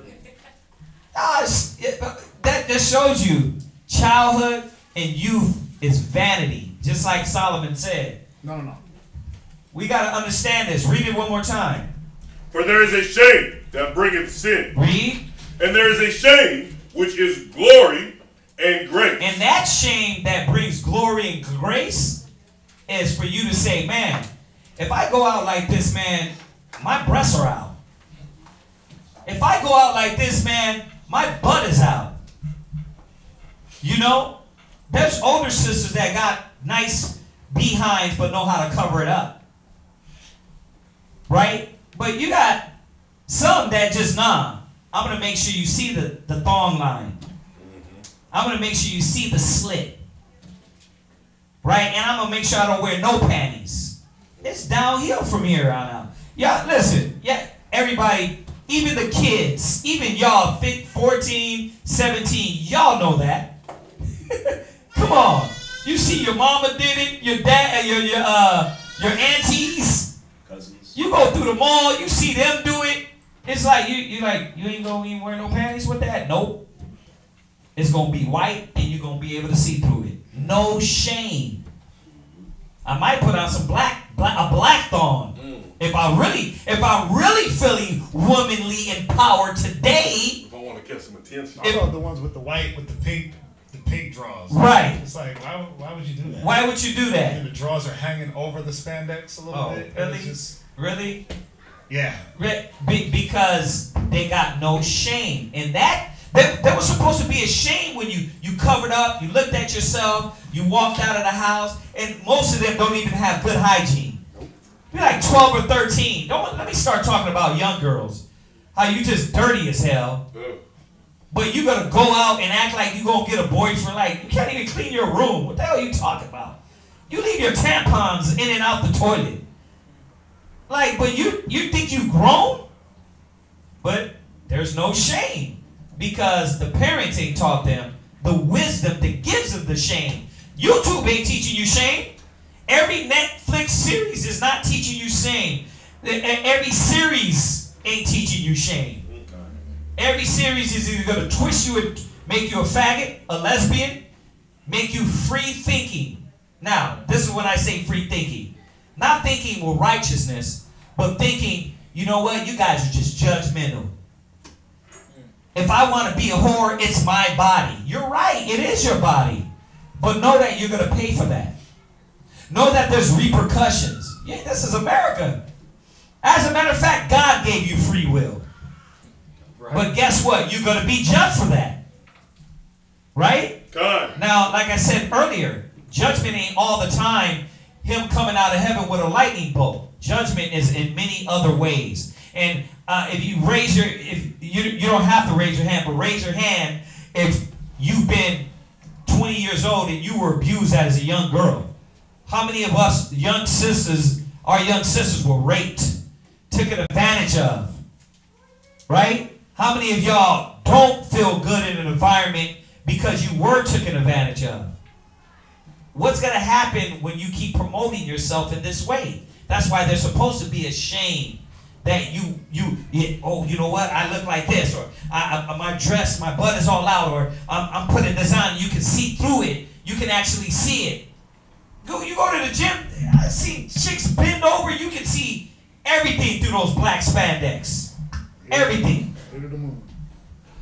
Because they have no shame. Read it one more time. God, for there is a shame that bringeth sin. And there is a shame which is glory and grace. There's a shame which is glory and grace, and that shame is to cover yourself up, to be be somebody that represents something righteous. Naomi, come back out here and sit down. Go from there. Go to 41. Ecclesiastes 41 verse 17. Ecclesiastes 41 to 17. Somebody get that. Read that. Ecclesiastes chapter 41 and verse 17. Go ahead. Be ashamed of whoredom. Be what? Be ashamed of whoredom. Yeah, you gotta be ashamed to be a whore. It's sad for you to have to say that, right? Yeah. But once again, why did we have to go to the definition of what a whore is? Because in their head, you're thinking like, I'm 15, I ain't no hoe. But it starts with your lack of shame. Your lack of care about your body. Your lack of care about yourself. Your lack of care how you dress, how you look. That's what makes you the whore. Read it one more time. Be ashamed of whoredom before father and mother. Right? You see that? You represent your parents. Guess what? You represent your nation. And what do they think you what do they look at you young black woman as? A piece of meat.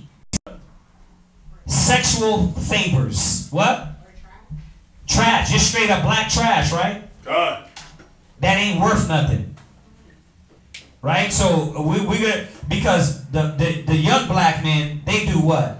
They put the label on you that you are a hoe. That's my B. Right? God.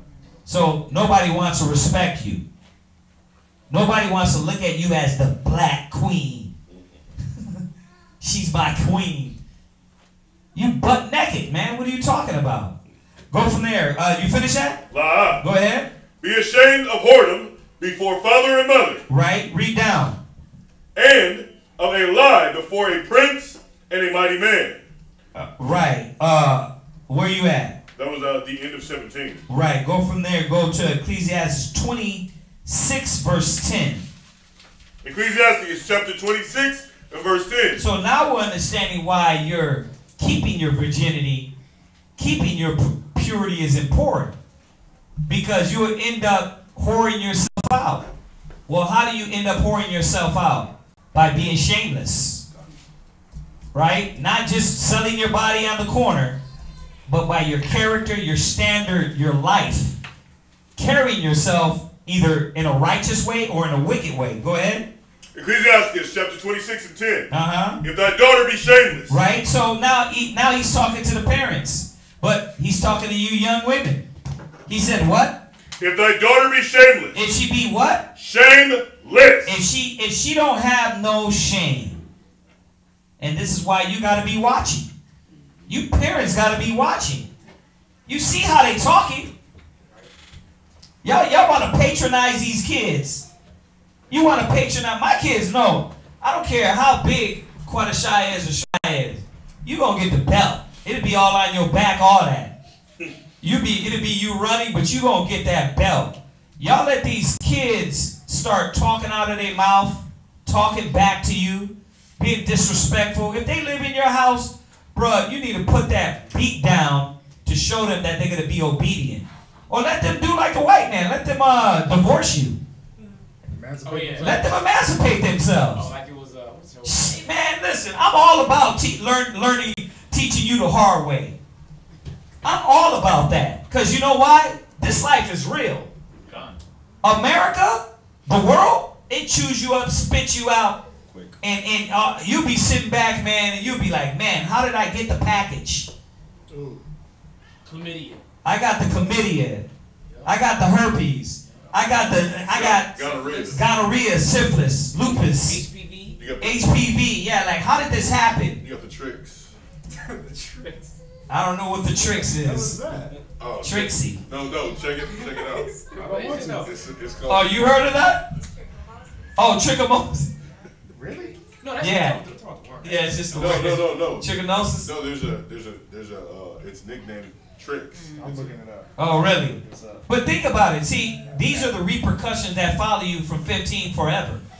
They don't just stop when you try to get back in your mind and you try to pray to God. You know, Yahweh, I want to get it right now. Yeah. Herpes ain't going nowhere. It ain't going nowhere. Yeah. Yahweh, I want to get it right now. Take this AIDS away. It's too late. You live with that.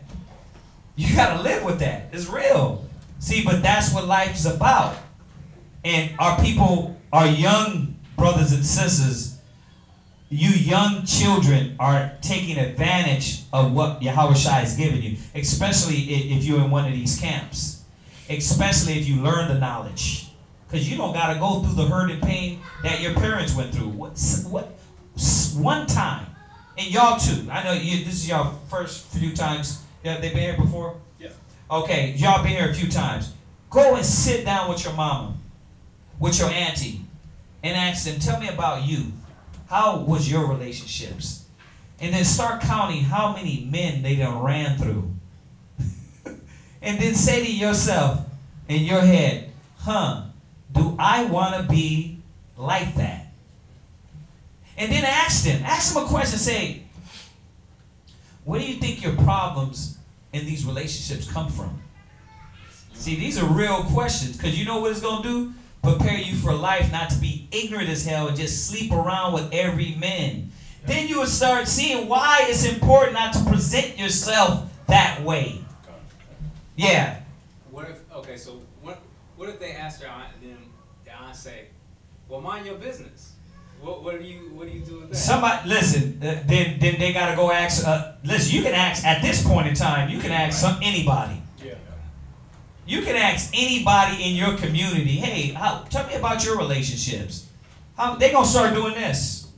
Well, Ray, and then Bob, and then Tyrone, and then LaShawn. Oh, and him, he had the good hair. Oh, his abs were, but then he wasn't no good. That nigga was, and then when I turned 20, that was when they was 15 and 18. Damn. And then when they turned 20, it's like, okay, now I want to find a good man. But I'm all jacked up now. I'm jacked up. I don't know how to think. I don't know how to feel. I'm laughing. I'm smiling. I'm not. I'm doing all that in my head. And what's happening? Confusion. Chaos. Emotions. Right? Then you what? You love the world. You hate the world. You don't know. Maybe you should smoke weed. Maybe you should. Maybe you should get on the Xannies. Maybe you should. Maybe you should drink all day. You're going through all these emotions when, if you would have listened to wisdom, you didn't have to put yourself through none of that. If you would have guarded yourself with knowledge, you wouldn't have to do that. That's why he's telling the father to do what? If you see your daughter shameless, you see her trying to sneak out, trying to have boyfriends at a young age when she don't need a boyfriend. She can have friends that are boys, but a boyfriend? Tell me what 13-year-old boy is sharp in the scriptures and going to be like, you know what? I'm going to treat you like a righteous sister. Listen. Tell me what 30-year-old is going to be like, you know what, sister, I'm going to respect you. You know what I mean? Right after that, right?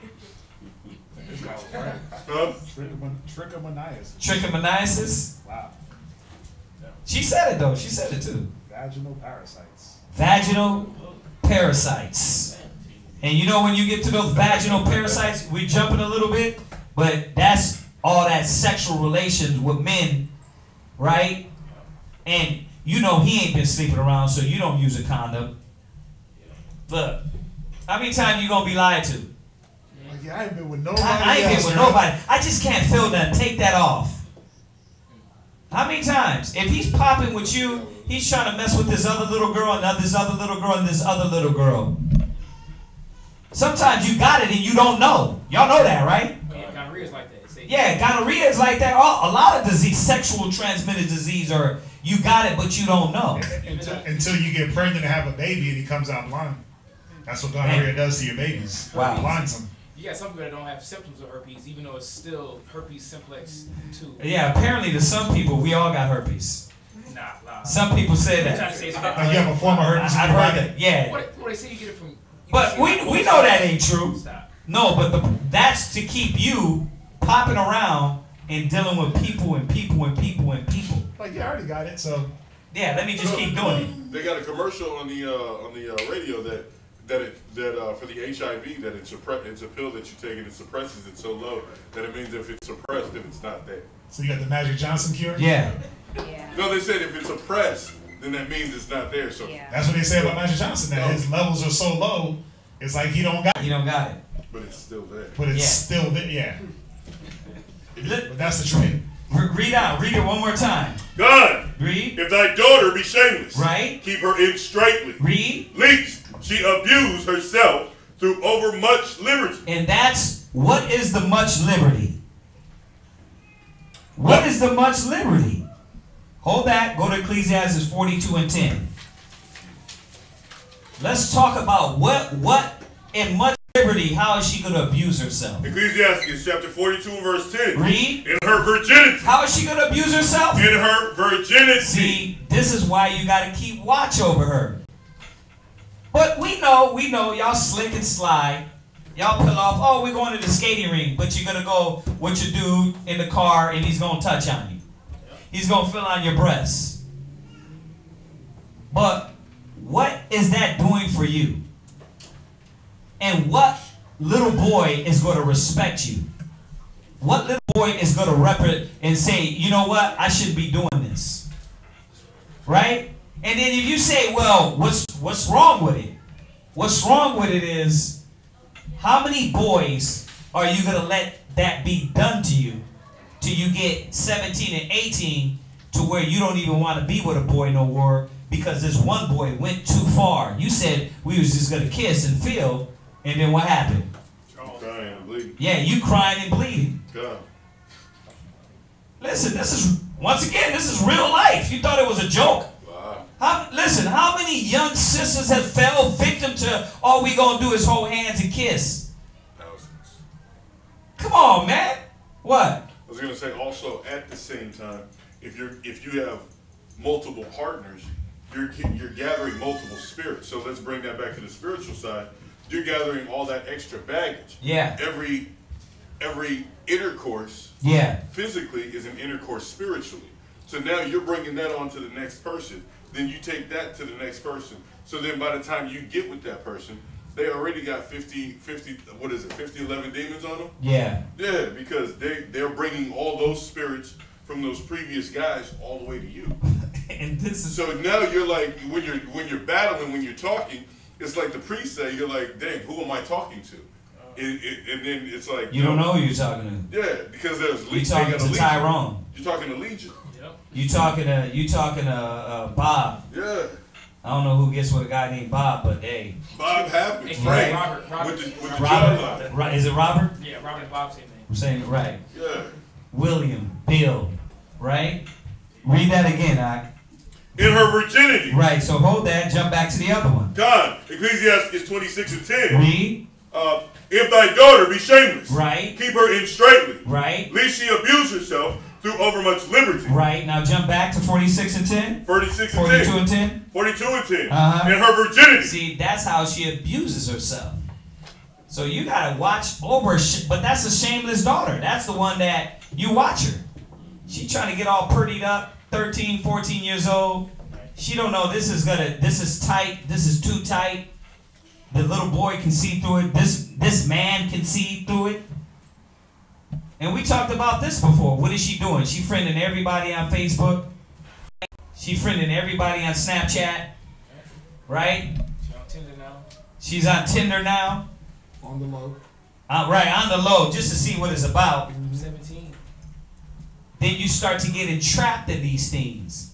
And then you what? You like the idiots on the news talking about, I met him from this side or that side, and I didn't know he was going to kidnap me. You know, the crazy thing is, it sounds like a movie, but it's real news. It's like really happening. But because our people, your young sisters, these young women or these young girls that are growing into women, they're not looking at these things. So you see why pride, you can't be filled with pride? You see why you can't be filled with stubbornness at a young age? Well, go ahead. No, just on the point of stubbornness, there was a female in Houston like 4 months ago. Yeah. She was dating this dude, and you know, most likely, I don't know anything about her family side, but most likely they probably told her, listen, don't deal with the dude.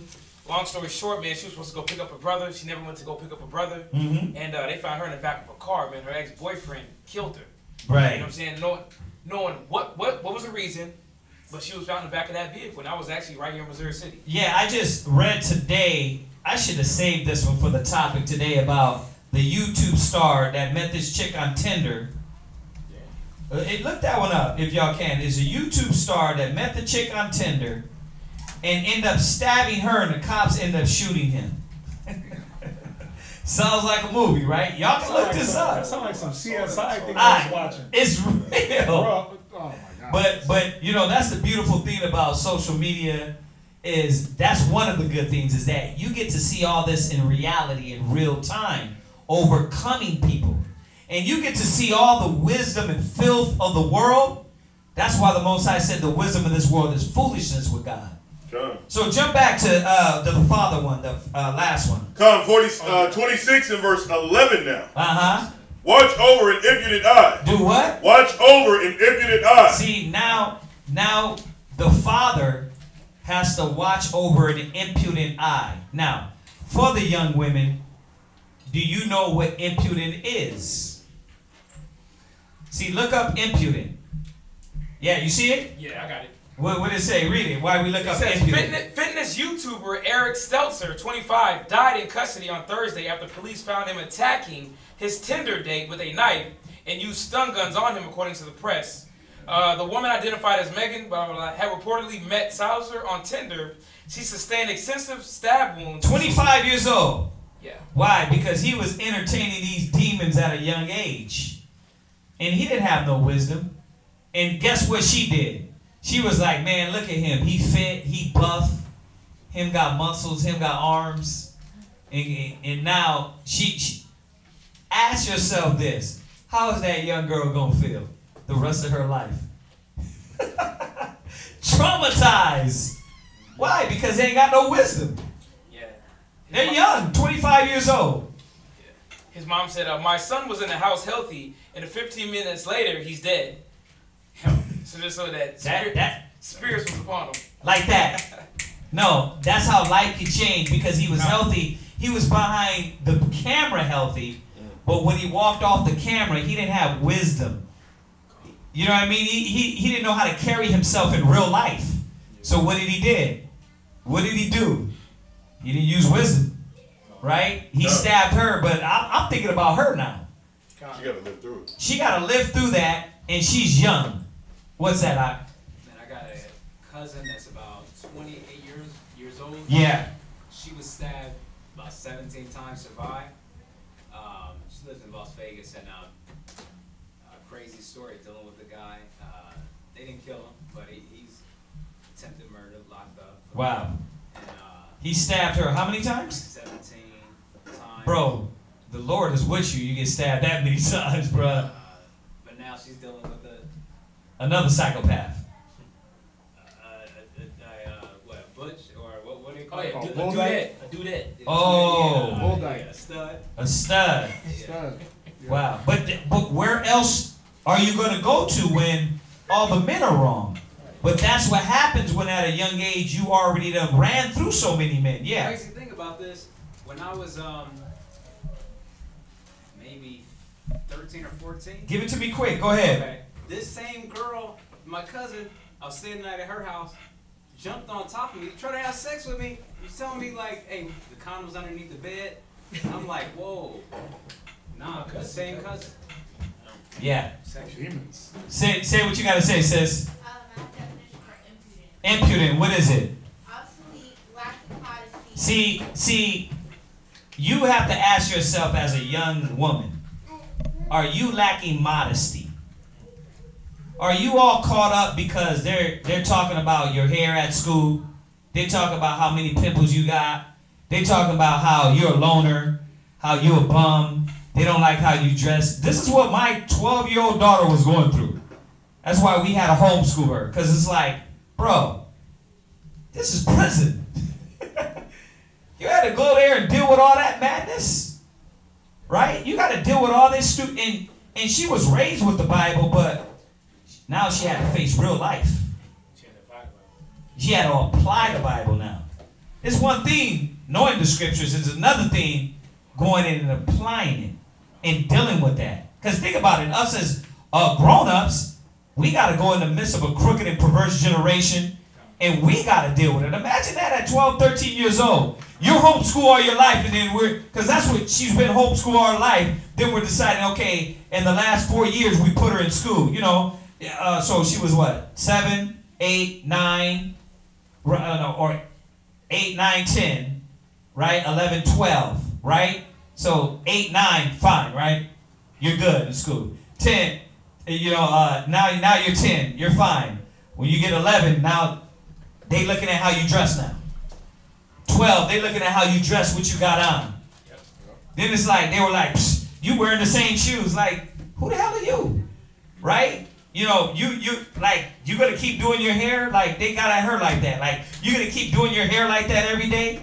It's like, and these chicks that young got problems. And I'm thinking about what she's telling me, and I'm like, you can't be that young and think so demonic like a grown-up.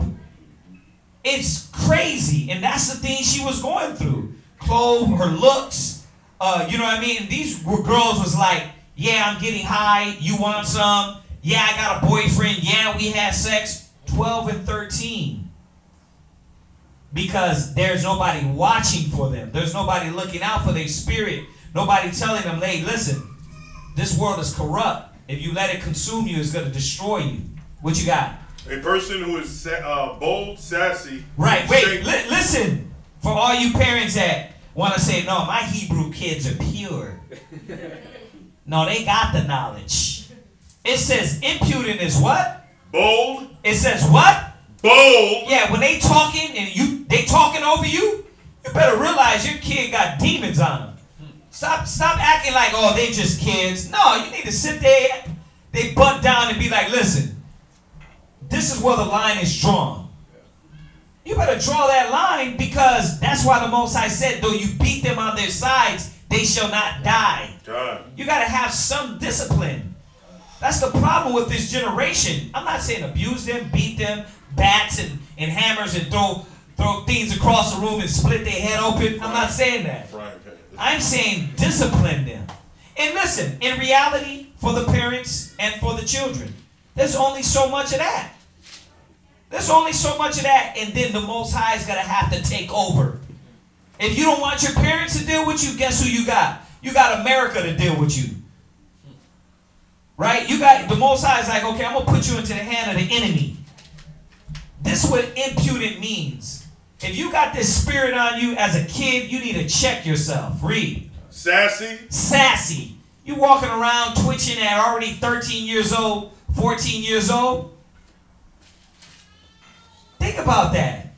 But a lot of young women are like that because their mama's like that, their daddy's like that. But what is your excuse for you being in the truth? You see your mom covered up. You see your dad doing the work of the Most High. He ain't no weed head. Your mom ain't no dope head. What excuse do you got in the knowledge? Nothing. You just took advantage, and you're taking it for granted. Go ahead. Shameless. It says what? Shameless. And that's why I went here, to show you that you got to keep over a shameless eye, an impudent mind. You got to keep watch on that, man. And that's what our parents didn't know this, right? So they what? Shawashana was telling me how that when she was growing up, her parents was hard on her. She was just telling me this. She was like, yeah, parents was hard. She didn't break her virginity to 18, right? Still young, right? But 18. Her sister, guess how old? She was topping off, I think she was in college cats at 12 years old, 13 years old. Damn. Yeah. Con. But that's the thing. These young girls, y'all think y'all living in a movie. No. These niggas out here is wicked.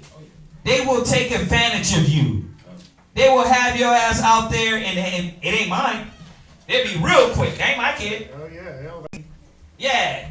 They ain't like a good, wholesome Israelite man. Like, you know, you end up pregnant and y'all been together only a year, and the next you know you pregnant. You know, he's still gonna say, you know what? You know, let's see who this is. Let's, you know what I mean? The nigga in the world, he's like, nah, they ain't mine. Nigga, you a hoe anyway. Yeah. Yeah. Weren't you telling me that about your sister? Yeah. 13 years old, topping off college cats. That's disgusting. But what happens? That's the world. The world ain't got no love for you. So when you don't have no shame, this is gonna lead you into that prostitute mentality. So the question is, well, how do you protect your virginity? You better start fearing the Most High. You better start putting your mind in logic. Listen to the words I'm using. Your logic and the way you process stuff, you better start using this Bible, because that's going to make you make the right decisions. Not Tyrone, not some little hoochie at your school, not some your basketball team, your football coach, or your football friends, or whatever team you on. They're not going to give you the wisdom. You're supposed to be listening to this knowledge. Go ahead. It says disrespectful or snooty. You see this? This is impudent. This is also shameless. If you go to shameless, it's the same, almost the same thing. Yeah, it's disrespectful. You talking out your mouth. Man, I'll do a wind up all you can. You're 12 or 13 and you talking out your mouth already? Bruh. Bruh.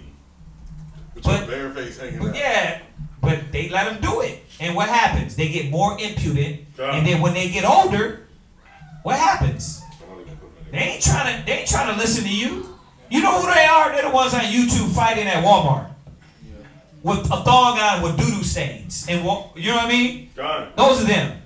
They're the ones that they 300 pounds and their breasts is popping out their shirt. You know what I mean? And they fighting at Walmart. They think it's cute. Yeah, they think it's cute. Girl, I'm cute. They're the ones that we gonna go jump her. We gonna go jump her and get all their friends and go jump this girl on YouTube and pull her hair out. Right? Or her weave. Impudent. Snooty. Or inappropriate in a way that makes someone feel bad. You see this? This is impudent. What else? Is that it? Disrespectful. Right, disrespectful. Go ahead. So this is, go ahead, jump back to the scripture if that's all you got there. God. Watch over an impudent eye, and marvel not if she trespass against thee. Yeah, so you got to ask, is your daughter in this mind state? Is she in this spirit? Because she's eventually going to trespass against her father's commandments. She's eventually going to go out there and do what? Hold that. Jump back to 42 and 10. 42 and verse 10. Watch. This is what she's going to eventually do. Read that. In her virginity, lest she should be defiled. Read. And gotten with child in her father's house. Yeah, you pregnant, but you living at home. And then you don't know who the baby daddy is. Now, why? Why? Because it was it with shamelessness? Or because was it with no attention? I don't have no attention. You know, my parents didn't pay no attention to me. Were you abused? Right? Did you let your peers influence you? You know why I'm posing all these things? Because what excuse are you going to give yourself? There's no excuse, because you got control. You got control what to humble yourself to. See, that's why the Most High gives you the method and the way. All right, go ahead, read on. And having a husband, lest she should misbehave herself. Right, you see this? And then when you get older, what happens? She misbehave herself. Go ahead.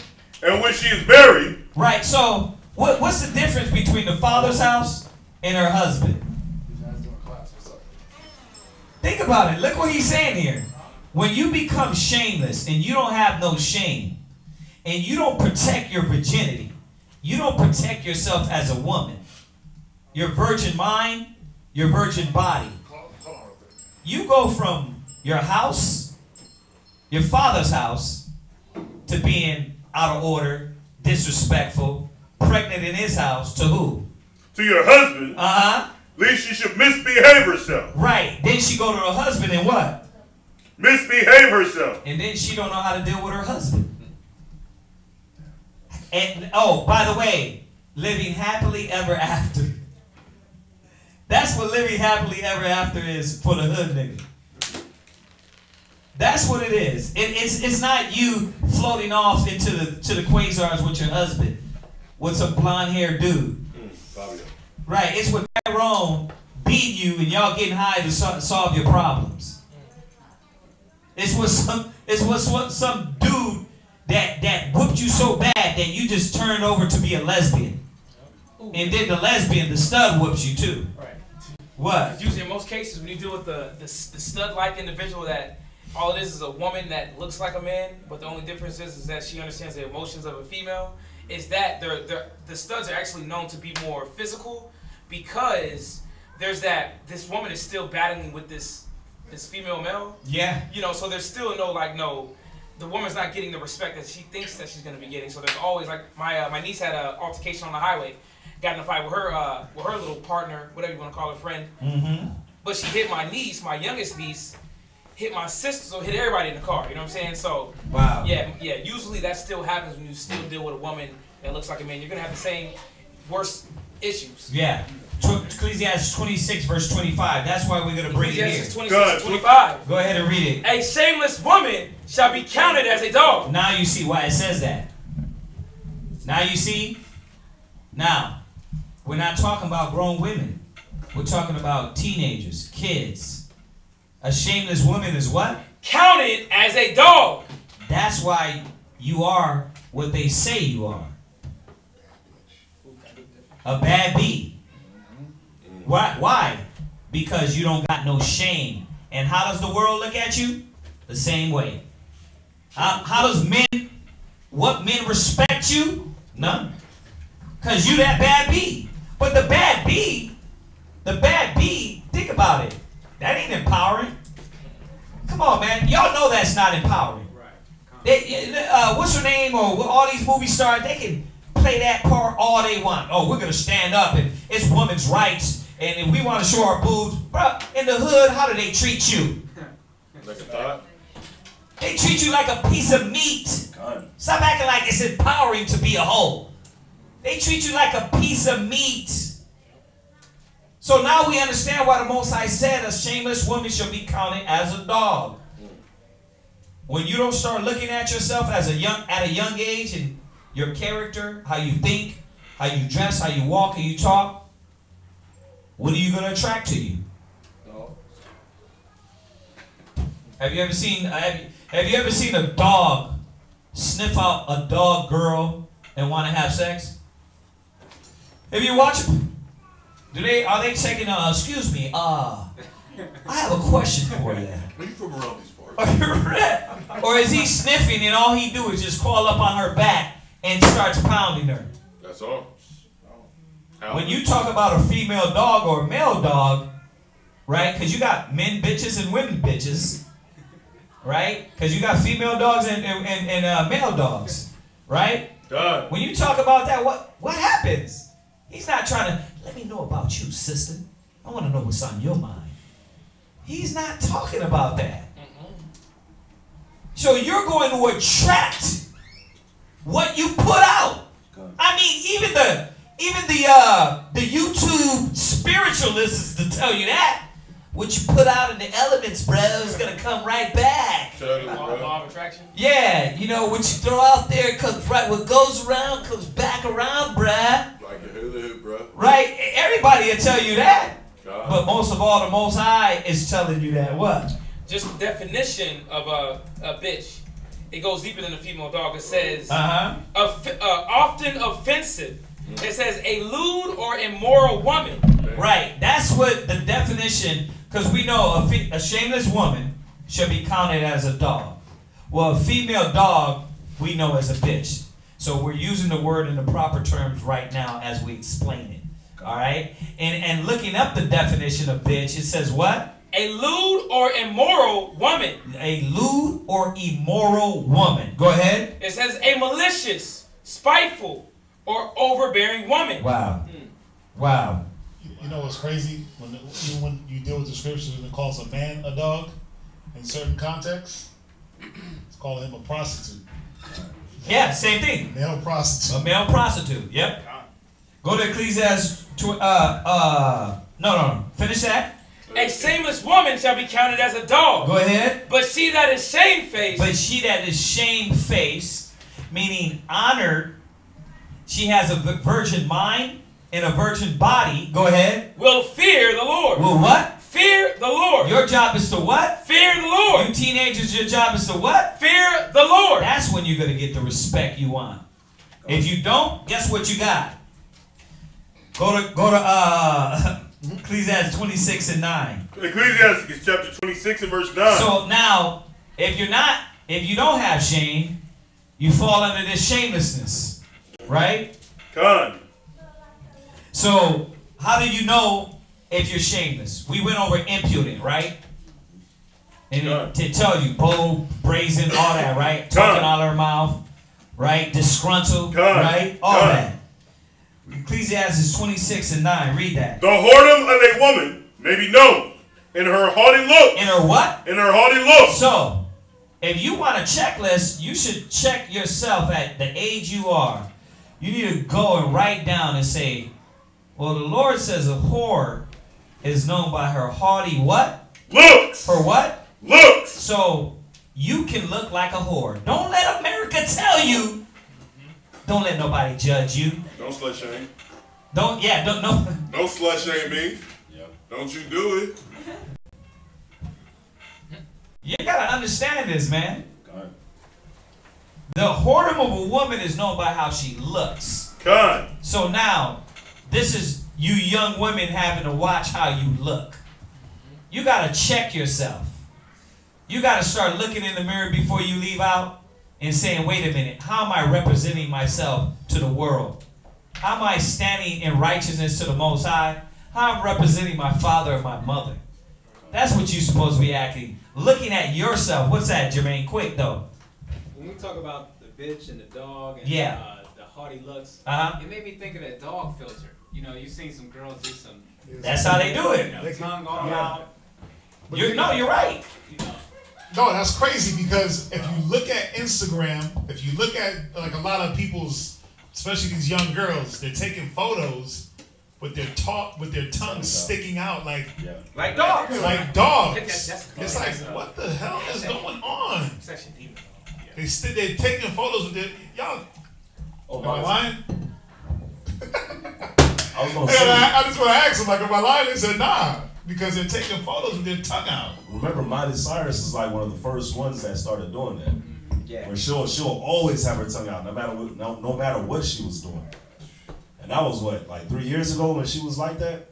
So imagine where it's at now. Oh yeah, it was longer than that, but still. Yeah, man. Read it again. The whoredom of a woman may be known in her haughty look. So what is haughty? Proud, arrogant, vain, conceited, snobbish, superior, self-important. You know how when you let them work on your head and you was just regular, you was the type of person, man, you threw something on, you made sure you looked good, you made sure you were respectful, you were good, right? You walked out of the door, but what happened? Now you let peer pressure. Get gassed up. Yeah. Now you let their haughty spirit give you this overbearing self-importance. I gotta look like this. My hair gotta be like this. If I don't look like this, then what's gonna happen? That's haughty. That's haughty. It says self-important, pompous, supercilious. It says, let me see here. Yeah, that's what arrogantly superior and disdainful. Wow. arrogantly superior and disdainful. That's what a haughty woman is. So you are judged on how you look. Then when you go down, it says, right, so read down. Con, the whoredom of a woman may be known in her haughty looks and eyelids. If thy daughter be shameless, keep her in her eyelids, right? Con. So how many of y'all put on overbearing makeup? Fake eyelashes. Fake everything. Everybody has eyelashes. Yeah. Oh, yeah, that's a new thing. That's a new thing. That's a new thing. The fake eyelashes, right? Why? Because you gotta dress up to look like a whore. Yeah. I gotta put 7 shades of makeup on. I gotta overdo it with everything, right? So how you look, how you dress. Go there. Go to Proverbs 7 and 10. So this is how you know a whore. If you want to look at yourself and say, man, am I acting like this? Look at how you dress. How you look. Go ahead, read it. Proverbs chapter 7, verse 10. Go ahead. And behold, there met him a woman with the attire of an harlot. So there you go. You young women, if you weren't sure, there is a attire of a harlot. When you want everything tight on you, you think it from a haughty mind. You think it from a whorish mind. Want everybody to see it? When you want everybody, why do you want it tight? Please, somebody school me, please. School me. Somebody please school me. Why do you want it tight? Because when they look, you don't want them to look. So why do you want it tight? You don't want them to say nothing? Hold on, Why? What is it? They want you to act like you don't want you to look. Yeah. But don't tell me it's more comfortable. What is it? Somebody help me. It's more comfortable. Don't say it's more comfortable. No, it's not more comfortable because you can't even move. So why is it? Hold on, you brothers are answering like you know the answer. I know the game. We want the women to say. Why? Who's back there laughing? Says Allison, why did they wear it tight? Why did he do it, Allison? Read. Huh? Tell the truth. Bring it out. Tell the truth, shame the devil, sis. Why? Go ahead, sis. Go ahead. It makes women feel sexy to themselves. To themselves, right? I bet it do. I bet it do. I bet that girl at the gym, when I can see through her ovaries, she feel real sexy. And to herself, right? And she don't really care about nobody else, right? But herself. But herself. Selfish. They what? They selfish. But that's what it is. You're right. What you were gonna say, Allison? It's like you want the attention, but you don't want it. See, now you're being truthful. Now you're coming with the truth. You want the attention but you don't want everybody to give it to you. It's like acknowledgement, like you still got it. Right. Right. Like look at me, but don't touch me. Yeah, look at me, but don't touch me. It's like you're teasing. Now, listen. Can we bring it back down to what we were talking about? 12, 13, 14, 15. We're not talking about grown women. No. We're talking about little young girls in the having camel toes in the mall. Camel toes in Hebrew. All day. Damn. They having how you gonna be 12 or 13 and have a camel toe? It's piercings all out. What? But you know, pedophilia is becoming it's now being known as a mental disorder, so it's being promoted. Yeah. You know, that's that homosexual. No, not mental. It's becoming it's like a lifestyle. Right. Because that's the thing. It is a mental. They're trying to downgrade it, like homosexuality, to now it's a lifestyle choice. Yeah. So they're pushing. I mean, come on, man. Let me get this. Go ahead. Read on. And subtle of heart. Right. It says. So we're talking about how she dressed, right? Done. Proverbs 7 to 10. Done. Right, read it again. And behold, there met him a woman with the attire of an harlot. Right. And subtle of heart. Right. So now we know that there is a wardrobe of a harlot. Oh. So how does she talk? She is loud and stubborn. So wait a minute. You can't tell a person by how they dress and how they talk. She's what? She's loud. She's what? She's that loud. And it being it's teenagers, huh? You want to be the loudest one. You want to be the most outgoing one. You want to be the most disrespectful one. I had to tell my daughter, I'm calling her, and somebody grabbed their phone, yelling in her phone. I wanted to go through the school and start smacking these little hoes. I'm like, you better put them in line. You know what I mean? Don't let nobody grab your phone and start yelling at me like that. You gotta have some dang order about yourself. But that's what, I'm like, you don't need to hang around with them. Hang around with somebody that's a little more respectful, man.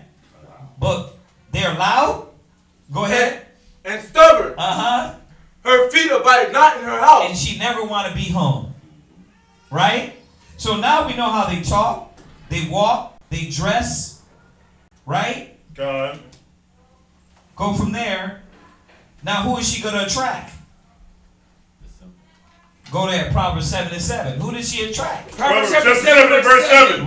Read. And beheld among the simple ones. I discerned among the youth. No, she gonna get her a wise man. I discerned among the youth. From the top, read it. And beheld among the simple ones. No, she gonna get a smart guy. And beheld among the simple ones. No. He's gonna have abs and he's gonna be intellectual. The simple ones. Respectful men. The simple ones. Bro, you attract what you are. You done put yourself out there and you done represented yourself as this. What's gonna come back? The simple ones. Right? Yeah, you put yourself as a base and simple. Yeah. In the dress code, the way you talk. Like you were saying earlier, there's no honor in being a hoe. There's no honor in running your mouth. There's no honor in dressing in tight clothes or no clothes. There's no honor in that. No. The hood don't respect that. No. And the white man don't respect it either. When you really look at it, the hood don't. You get tossed around in the hood, and the white man won't hire you at his jobs. He kick you out the country club. He kick you out the supermarket because you dress a certain way. You can only go to Walmart looking like that, talking like that. There's no honor. So you're gonna try. A man shall cleave to his like. You're gonna get that simple ass dude that's only good for what? Yeah. He's only, all you gonna be saying is he's only good for taking advantage of you. Or he's only good, or what does black women say as they get older? He got good sex. That's the only reason why he's around. He's only good for that. He's only good for that, or he got money, or he got rims though. Rims? Like still, he got spinners, and you really? It ain't nothing like, oh, he can build a family. Oh, he can actually raise my kids if we do have them. Like if he gets me pregnant by accident, he ain't gonna deny it, call me a hoe, run away, disappear, have a breakdown. That's what y'all be dealing with. You kids, when you get these simple dudes. Yeah. This is the problem with it starts at this young age that, like I said, going back to the question, how do you keep your virginity? You got to run far away from being in this mentality. You got to run far away because you're going to start attracting simple niggas. You're going to attract the wrong boys around you. Go ahead. Come and beheld among the simple ones. I discerned among the youth a young man void of understanding. Listen, the Bible's telling you who you're going to attract. You're going to attract someone void of understanding. That's who's gonna come. He ain't thinking with wisdom and understanding. He don't want to, like he said, to establish a family. He don't want to love you, and he don't just want to hold hands. Please stop. Right. He don't want to hold hands. He just want to watch Netflix. I'm a boy, an old boy. Bingo. Listen, we all want to hold hands for a minute, and then after that we want to kiss, and then after that we want to touch. Right? Then after... What the? I was never into that. Man, you went straight from kissing to video games? Hey, listen. I just know the regular steps, the brutish steps, the video camera. I thought that was when you was old. I started late. No, I was in high school. What? Wow. That's advanced. Yeah. But no, he's right though. Yeah. Recorded. That's what they're doing, Oh, and they're doing that now. We didn't have phones like that though. Look, we keep bringing it out. What did Webby find his boys doing with those girls? Running the train. Webby, the rapper. Go look at it online. He caught his boys in bed with some girls, young girls. No, it was one girl. It was one girl, so it was both of them. That's a train. Yeah, 2 boys and 1 girl. 2 boys in 1 cup. Not 1 cup though. Not 1 cup. I mean, it was 1 girl. It was a girl, right? Yeah. But y'all see this? And then they think about it. Now watch. Go from there. Go to 2 girls in 1 cup. Yeah. Go from there. Go to Ecclesiastes 23 verse 17. Let's show you what type of man you attract when you don't hold your virgin and hold your virginity. Go ahead. Ecclesiastes chapter 23 verse 17. Go ahead. All bread is sweet to a whoremonger. Yeah, he's gonna go for anything. A whoremonger is a man that goes around looking for hoes. That's a whoremonger. No standards. No standards. So, who you attracting? A whoremonger. You're not special to him. You're just another hoe. Yeah, it ain't And when I say hoe, I don't mean H-O-E. I mean H-O-L-E. Hoe? Yeah. You're just another hoe. He's not thinking like, man, I'm gonna respect this young lady. This is why you can't give your heart at a young age to a boy. You gotta let your father guide you through this. You gotta let your father, because he's gonna tell you. I had to set my daughter down and tell you, listen, boys, they're not thinking about, they want to hold hands for a second. Then they want to touch. Then they want to feel. They don't even know why, unless their parents is telling them, don't be touching on these girls, man. Right? They don't know that. So you gotta guide her and show her what their intentions are. You might be thinking, oh, we're just friends. He's thinking, I want to kiss you. I want to touch you. Right? Why? Because dad is watching porn in the other room. Dad doesn't know that he goes on after and watches him. And that demon is on him, and he's 12 years old. And that demon, he wants to go do that at school. That's how it is, man. What? There's a guy at the mall, man. He works at Apple. Listen, the only time he comes out for a purpose, but he comes out looking for women every time he slides out. And yeah, man, he's a legit straight predator, man. You talking about Big? I don't know his name, but you already know who he is. You know. Oh yeah, that's He passed constantly though. So. Yeah. Right. Y'all understand what we're saying? Good. Why this is very important to keep your virginity in. Because if you don't keep it, who you gonna give it to? Who's gonna respect it? Nobody. Yeah. Yeah. The thumbnail. Yeah. Yeah. You understand? Good. Nobody's gonna respect it. So you gotta wait. Give yourself time.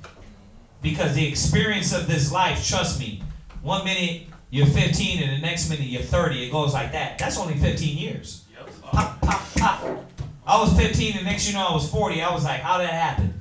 15 yesterday. Right? I'm still 15. Right. I'm still thinking I can run fast and jump over things and I want to work out like my mind ain't never changed. But with wisdom and understanding. You see that? But physically, I still think I'm young. And a lot of people think the other way. They still feel they're young, act like they're young, dress like they're young, and then what?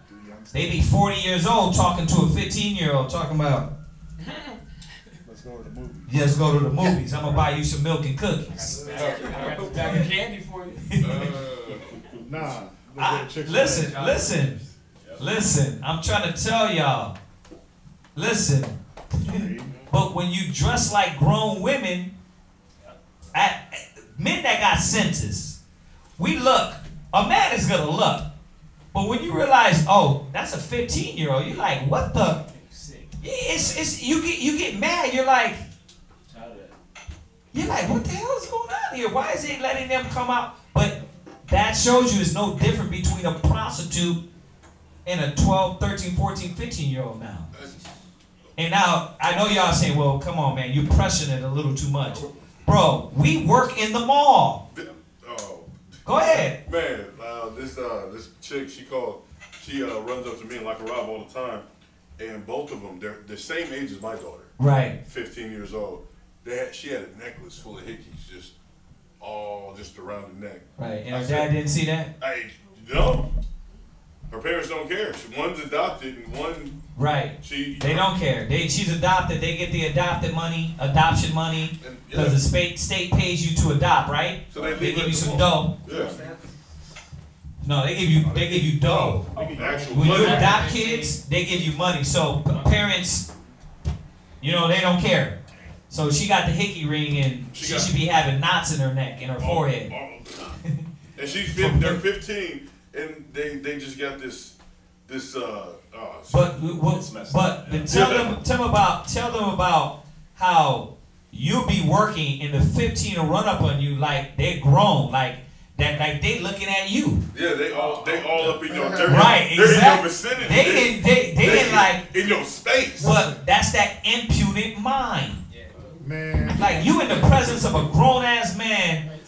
Now some of them will be busty, some of them will be thick, and it's like, you're 16. What are you doing? 15, not 16. Wow. 15. Talk about daddy. Oh, yeah, calling you daddy. Call it. That's why. See, that's the thing that.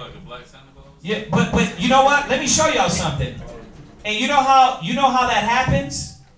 By just brothers being friendly with people. You know what I notice about Houston, because I'm not up there as much as brothers, but they think you can just be friendly. You can be trying to get money out of them to sell them the oil, because that's what we are. We're salesmen. But they thinking like, oh no, I'm trying to be friends, and they be young, distorted young ladies. Oh, it's bad. It's sad. I got another one. Yeah. Just the other day. Because she was feeling all sad she liked this guy, and so she got with this guy. They got intimate. So she caught feelings for this guy, but then she finds out that because she wanted a relationship, but she had already gave herself to him. But she wanted. And how old is she? She's 19. 19. Okay. But that's still young. Yeah, but she wanted a relationship after. Because when did it start? That's the question. Oh, it started. It started because she dresses. Go ahead, we're running out of time. Go. So she wanted a relationship with the guy, but the guy, he made a bet with their crew. Wow. All of them made a bet who could get it the quickest. Right. So it's like a movie. So she found out all the things they put in the movies. Oh, that was real life. These cats are living it. Yeah. What's that? No, just on the point about the women. It's funny because we don't even about the salesmen. We are, but it's still like that fatherly type vibe, but they're so carnal and so sexual themselves that they automatically just have a crush. And it's like, you ain't really, listen, you just there standing and they're just waving, smiling. Right. That's the guy that I like. It's almost like you can't even be cool. Nope. It's almost like you can't even be like, hey, how you doing? Just be cool. You don't even know their name. To get them as repetitive customers. You gotta be like, hold on a second. Yeah. I gotta be an a-hole because now it's gonna look weird when you come up and try to frontal hug me and I'm a grown man. That's why I automatically go into dad mode with all them little girls. I'm like, yeah, you're my daughter's age. Stop. Yeah, I swear that's the first thing. You got to. You know why? Because there was one time I was standing with I was facing the cart. It had to have been. You have to protect it. Y'all get this? It's 10 o'clock. I want to go to one last point. One last point. You can read down in there because 23 verse 18 is going to show you what type of man you're going to attract to you. We're not going to read it. We're not going to read it. Ecclesiastes, we were at Ecclesiastes 23:17, but you young sisters need to read down to verse 24 and 25 to show you what type of people you start to attract to you. Okay? Go ahead.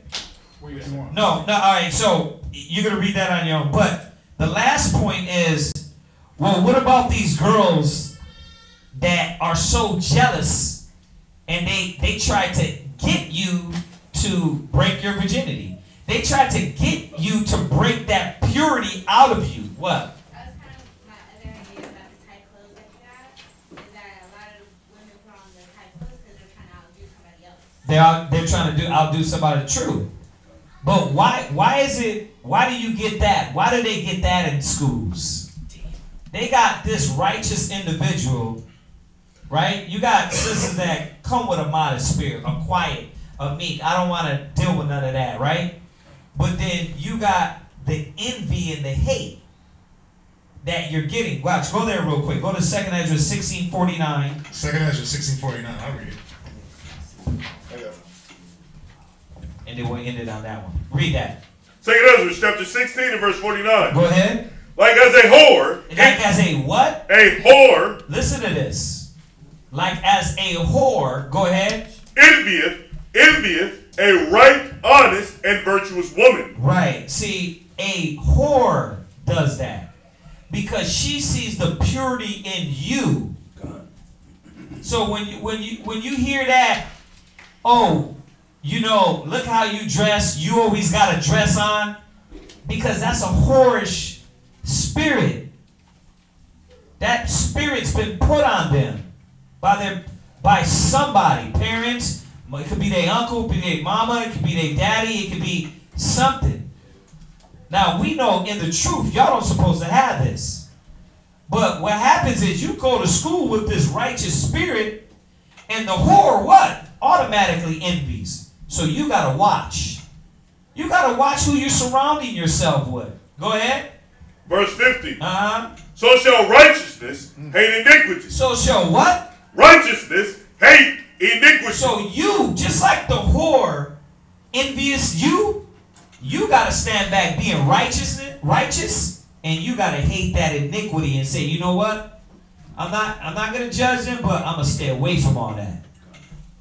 Watch, read where we at. This is 1 Peter chapter 5, verse 8. And we can write this last one down. Go ahead. Be sober, be vigilant, because your adversary, the devil, as a roaring lion, walketh about, seeking whom he may devour. Read it from the top. Verse 8. Be sober, be vigilant. What? Be sober. Yeah, that sobriety comes in. You know, that sobriety for you kids, that comes from the guidance of your parents. And not being influenced by the social media, not being influenced by the Cardi B's, the hoes in your school, not trying to be like them. You want to be sober. Go ahead. Be vigilant. Be vigilant. You need to be on top of your surroundings. You need to know who you're surrounding yourself with. Because again, you might not smoke weed, you might not drink, you might not do all the promiscuous acts, but are the people around you, do they do it? Right. And are they trying to edge you closer to their realm? Are they trying to bring you in? You know, a lot of times, man, that envy, that hate that we just read in verse 49, it don't come in the form of, oh, who you think you are, you think you better. It comes in the form of, how do I get this person to relax their morals? How do I get this person to give up the glorious prestige that they hold and come down to a base level?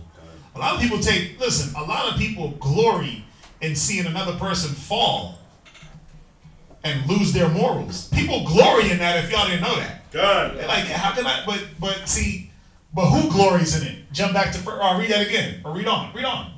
Be vigilant.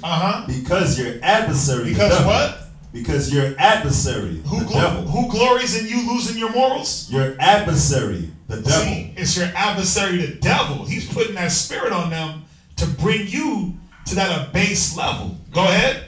As a roaring lion. Yeah, as a roaring lion. Now, when a lion gets his prey, it don't just sit there and play with it. A lion is ripping you to pieces. That's like he did a woman 22 years old. But then check this out. A roaring lion. Think about a roaring lion. When a lion attacks, is it roaring? Hell no. He'll roar off in the jungle. But then guess what a roaring lion is going to do? When it's time to hunt, he going to swoop down. He going to move around. Just like these spirits that go on these people. They'll present themselves one way. But the whole thing is to deceive you. I'm going to hide in the bushes. But guess what? When you ain't looking, that's why I said be vigilant. Make sure you're watchful, because when you're not looking, that's when and your guard is down, that's when you get hit. Because you're like, wait a minute. And then 3 months later, you're like, wait a minute, how did I get pregnant? Well, this happened, and then this happened, and I let this happen, and this person said this and that. Next thing you know, pregnant. Next thing you know, you didn't graduate. Next thing you know, you became a weed head. Like, hey, how did I become a weed head? Well, I was going through some emotional problems. You know, my dad talked to me a certain way. I didn't like it. Instead of talking to him about it, I just went to school. I let somebody else feed me with some nonsense. They were like, here, hit the blunt. It'll make it better. You believed it. Now you're a weed head. So you got to be vigilant. Read it from the top. Be sober. Be vigilant. Come on. Because your adversary, the devil. Right. Your adversary, the devil, is looking to bring you down. Go ahead. As a roaring lion. Read. Walketh about, seeking whom he may devour. Yeah, and if you're weak, if you let that peer pressure break you, you will be devoured. If you let trying to keep up with everybody else be what you're about, you're gonna get devoured trying to keep up. A lot of things. Listen, there's a lot of things y'all can't handle in this world. Right. Not yet. Not yet, or ever, because there's a lot of things a lot of people can't handle because even though they're doing it, you think weed smoking is promoting a person's spirit? Wow. Or is it further breaking their spirit? Further breaking their spirit. Yeah, it's further breaking. You think about all the women that run around having sex with a bunch of dudes. And you talk to them 30 years later and they sit there with remorse and regret. With all them demons on them, like, damn, I should have never slept with all those guys. I should have never did drugs. I should have never had kids so early. I should have never did this. I should have cherished my youth as Abadiah. I should have cherished my youth. I should have played sports in high school. I should have did this. I should have did that. The shoulda, woulda, couldas. Right. Because they fell to the people around them, the peer pressure. So y'all gotta be careful for that, man. Yeah. Yeah, hopefully this gave y'all a little insight on why to cherish your virginity and not to give it up. But not only the flesh only hold tight unto it, but the spirit. You gotta hold your virgin mind, man, because the world, man, I keep saying it, there's no love lost with them. You got parents, especially y'all that got the wisdom and knowledge of the word. You got parents that got higher wisdom than the base fiends of this world. You better take advantage of it, because when you do get out and go ahead and get free, like you want to be free so bad, you're going to realize, man, I wish I would have listened. I wish I would have listened. So hopefully that helped you young sisters. We need to come back and do a young man class also, because it starts with them too. The young men, the young boys, on how to deal with these women and respect them at a young age. Yeah. I was gonna say, just because we perpetuate that. Yeah. You know what I mean? They perpetuate it amongst themselves, but then we glorify in that. Right. And then we lift that up and make boast about it. Chris Brown. I remember Chris Brown was just a young cat, came in. Yeah, girl, right? Came in, and the next you know, you moved to Cali. You a blood now. Right, yeah. You got every tattoo. Excuse me, miss. Yeah, now, yeah. Hoes ain't loyal. Yeah, hoes ain't loyal now. You know, yeah.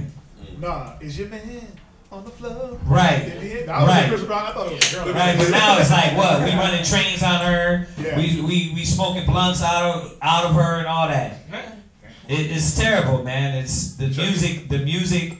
And like you said, the men perpetuated. And us with no wisdom and knowledge, we've been part of that too. God. Think about it. So we got to now raise our young men to have wisdom and sense to respect the women. Not like the dads in the past. Yeah, little nigga, let me show you how to get out here and play these hoes. You know what I mean? Yeah. That was the wisdom back in the days, right? I'm sure they getting that wisdom now too. Like, listen, you gotta keep these hoes right, you know what I mean? She taking care of your faith, nigga, you know what I mean? Like, I don't, man. You know what I'm saying? But we gotta start getting on these young men too, you know? Word up, yeah. Right, so anybody had any questions on that? Anybody had anything online they wanted to make a comment on, they had a question on? No? Okay. They weren't feeling us. No. Oh yeah, there was. Well, because you know a lot of men are probably watching, and they're probably thinking like, we get that a lot when we go to women's class. They think like, oh well, this class ain't for me. This is for women. You know what I mean? So sometimes the brothers don't stay on when they realize it's for women. So, but it's all good though. You know, the women, the young women, are gonna get this, and hopefully that helps them. You know, these teenagers. San Antonio got like 144,000 kids over there. Yeah. They got, y'all know, if y'all here for the Passover, you know what I mean? If y'all were here last Passover, they got a whole nation that comes down with them. You know? So, yeah, so you'll see them. Passover's coming out right around the corner, but, you know, this is good for them too. It'll help them out, all those kids over there. And then we got a lot of kids here that's growing up, that's getting grown quick. You know, 11, 12, 13, they're hitting that age. So we got to start preparing them. We got to start preparing them for what's going on out here. So, all right, if that's it, nothing online, let's salute everybody, say shalom. We'll see you on Wednesday. Shalom. All right. So, sis, did you have lies on Christ?